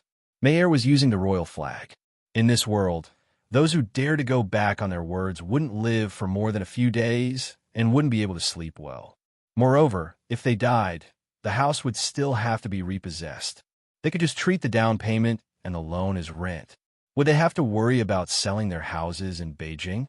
Isn't there another workshop next to the Dream Workshop? Wang Xing knew that Mayer had bought 2 workshops at the same time. Once that workshop is renovated, we'll do nothing else but this. We'll sell the house and take out the loan. In the future, we'll think of a way to do insurance. Finally, we'll set up a gold bank. We'll play those bastards to death. As for what insurance was and what the gold bank was, Wang Sheng didn't say anything. Mayer and Rosa also resisted their curiosity and didn't ask. However, they already had a concept in their hearts. In this aspect, their master already had a complete plan. At the beginning, there was already such a profit from simply collecting and lending loans. Then, how were they going to earn the insurance and the like in the future? No wonder their master said that it was a business of robbing money. It was indeed faster than robbing money. Just thinking about the simplest mortgage was enough to keep the 2 girls awake. It seemed like there was still a huge chain behind it. The 2 girls didn't dare to continue asking. They had to digest what they had asked before them first. No matter what, they had to clear things up with those bastards tomorrow. They had to make their king sign a contract, or else they wouldn't play with them. Mortgage matters involve a lot of people, so you have to handle it well with the government. All contracts have to be recorded, and you have to pay the stamp tax to the government. You have to have the protection of the government. Don't think that you're a princess. Public and private matters are private matters. You have to take care of what needs to be done. Wang Sheng reminded the 2 girls to pay attention to some details. When buying those old houses and land in Beijing, you have to give people a chance to move back. You can add the difference between the new and the old, or you can take out a loan. In short, you have to consider everything. You can't leave a bad reputation. If your reputation falls, it'll be hard to do any business, right? Mayer replied with a smile. We understand. Master, don't worry. Our family has never forced anyone to buy or sell. We have a good reputation. And remember this, Wang Sheng said casually. A good reputation can be used to make a living. As a successful businesswoman, how could Mayer not understand this? Even Rosa nodded. Oh yes, Master. Have you finished carving the jade ball? Mayer leaned on Wang Sheng's arms and asked coquettishly to Wang Sheng. It's been a few months. It's only been 2 months. Wang Sheng smiled. It's my first time, so I'm a little rusty.